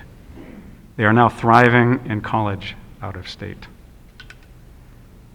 I am here to express my thanks to the board, the superintendent's office, and all the teachers and staff in our schools for implementing common sense measures to keep our children safe during the COVID pandemic. I have studied Penfield's COVID policies and spoken with parents of current students. I believe those policies are well designed and implemented because they achieve a smart balance between safety and effective school routine. Nothing is more important than protecting the lives of our children. Unless they are safe and healthy, if they get sick or, God forbid, even die, there is no hope of delivering them the education they and their families deserve. In Monroe County alone, over 78,000 citizens have been sickened by COVID. over 1,400 have died. 200 new cases are now occurring each and every day. About 14 of us die each week. It's a real tragedy for our society, and COVID is still far from going away, although I believe Penfield Schools' health measures will certainly help to bring COVID under control. Let me tell you why I trust the school board, Mr. Putnam's administration, and teachers and staff to make the right decisions during these troubled times. It's because they have earned my trust. My wife and I have seen our educators at work for 13 years as they helped us turn our son and daughter from small children into the successful young adults they are today. In Penfield, they were, of course, taught the 3 R's, with lots of music, art, and sports besides. But they were also taught values that we hold dear: love of country, respect for others, tolerance of differences, scorn for bullying, and the hard work and teamwork that produces competitive success on and off the playing field. Only professionals who are dedicated to education can produce these sorts of results for thousands of our children year in and year out. They succeed because of their deep experience, their expertise, and love and care for our children. I am confident they will continue to manage the COVID challenge as it evolves in the months ahead. In closing, I ask that our school district keep up the fine work. I hope that citizens who feel as I do come forward and express publicly their support for our schools. Thank you, Mr. Barton. This concludes visitor speaking time, and which brings us to President's remarks and other presentations about the activities that the board has done over the course of the interval from the last meeting. Let me get to that. The only committee meeting that on the list is a legislative committee. This is the Monroe County School Board Association Committee. There we go. So at this meeting, we talk about what are our initiatives and what we're doing, working with our legislators to address issues that are important to us. One of them, as we've just mentioned, is COVID and the COVID testing. And everyone, and this is where all these the boards of the school districts within the county work together for these common needs. And every board member on the committee is looking for ways to get students back into school more quickly if they have to stay home because of symptoms or contact tracing. Dr. Putnam talked about how right now we have to do PCR testing, and we've had the similar conversations. Right now, a PCR test or a doctor's note of alternative diagnosis is the only acceptable way of bringing a student back into school, and PCR testing takes a long time. Dr. Putnam mentioned the possibility of getting equipment, though there are some challenges, and we support ways of getting schools in more quickly. I think our preference is for the rapid test because it is something that we can implement without any additional preparation, whereas the equipment, we have to have training, we have to make sure the equipment's operating properly, who's responsible for those kinds of things. So there's more than just bringing in a piece of equipment, taking a sample and sticking it in there and getting a test result. And that is something that if we can do it with the rapid test, that would be preferable. And that's what we are advocating for, working with the state and the county to try to get that as well, as well as the superintendent's group that Dr. Putnam mentioned. And even if this does come to pass, then there will be funding issues about the availability of test kits and logistics. And I'm glad to hear that right now we are good for test kits. Of course, that anything can change with the environment and the situation changing. We want to make sure that support stays strong for the districts, regardless of what this upcoming school year brings us.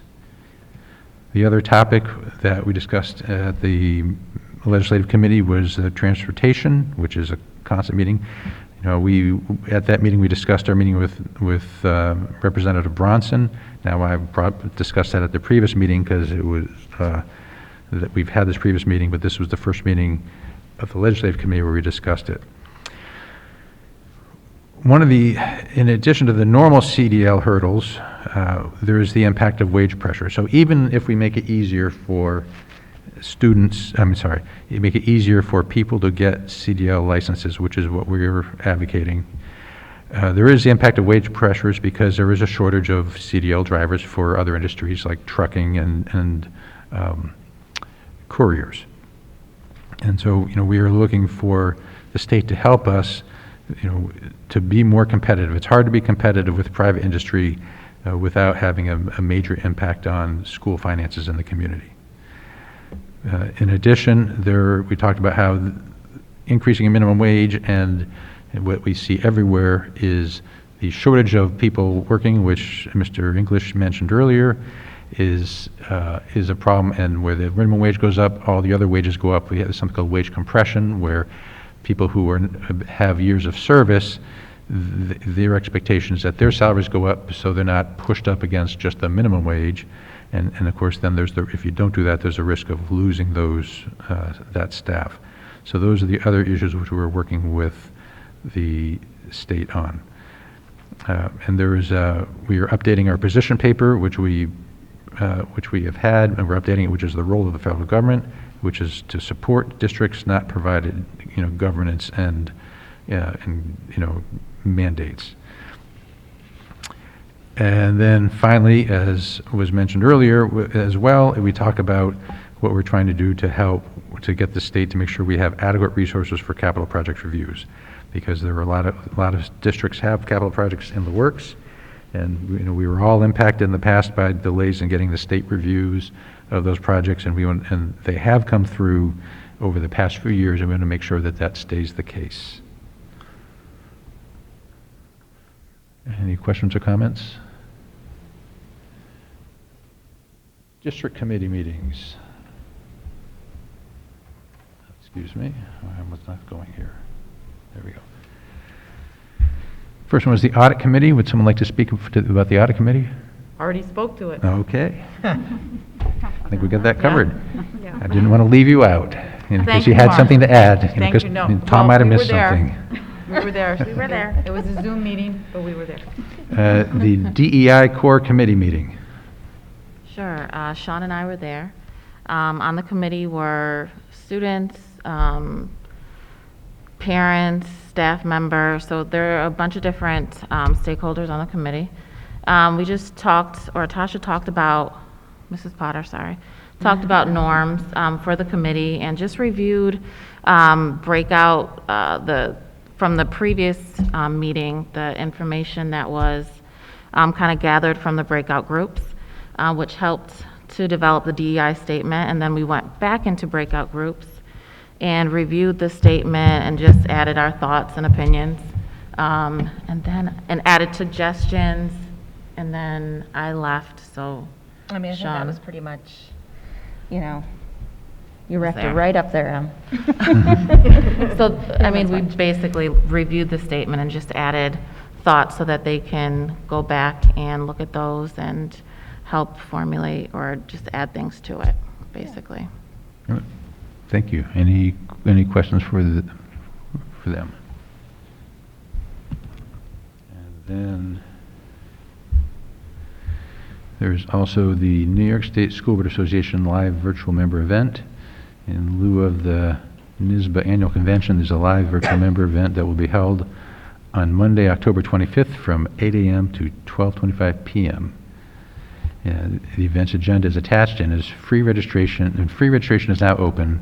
Please let the district clerk know if you plan to attend. And again, since it's free, you can always register, and if your calendar, if you end up with a conflict, it's not going to cost us anything. The annual meeting will be held virtually on October 18th, 2021 at 4 p.m. And just to let people know, the New York State School Board Association is something that we, as well as many other school boards in the state, belong to. This is where we work together. That helps provide an advocacy based on our guidance. That's what the business meeting is. This is where there are resolutions proposed by school boards to say this is what we want to advocate for at the state level. And then the business meetings where the school board representatives vote and whether, to support that resolution or not support that resolution. And if it is supported, the New York State School Board Association provides that advocacy on our behalf. They also are a resource for districts for professional development, and they also provide additional training and resource information. And this is similar to the Monroe County School Board Association and the National School Board Association. They all provide services for us. So, again, please let Sharon know if you have any, if you would like to attend that. So, we don't have any unfinished business. Is there any new business? All right, seeing none, may I have a motion and a second that we adjourn at 8:51 p.m.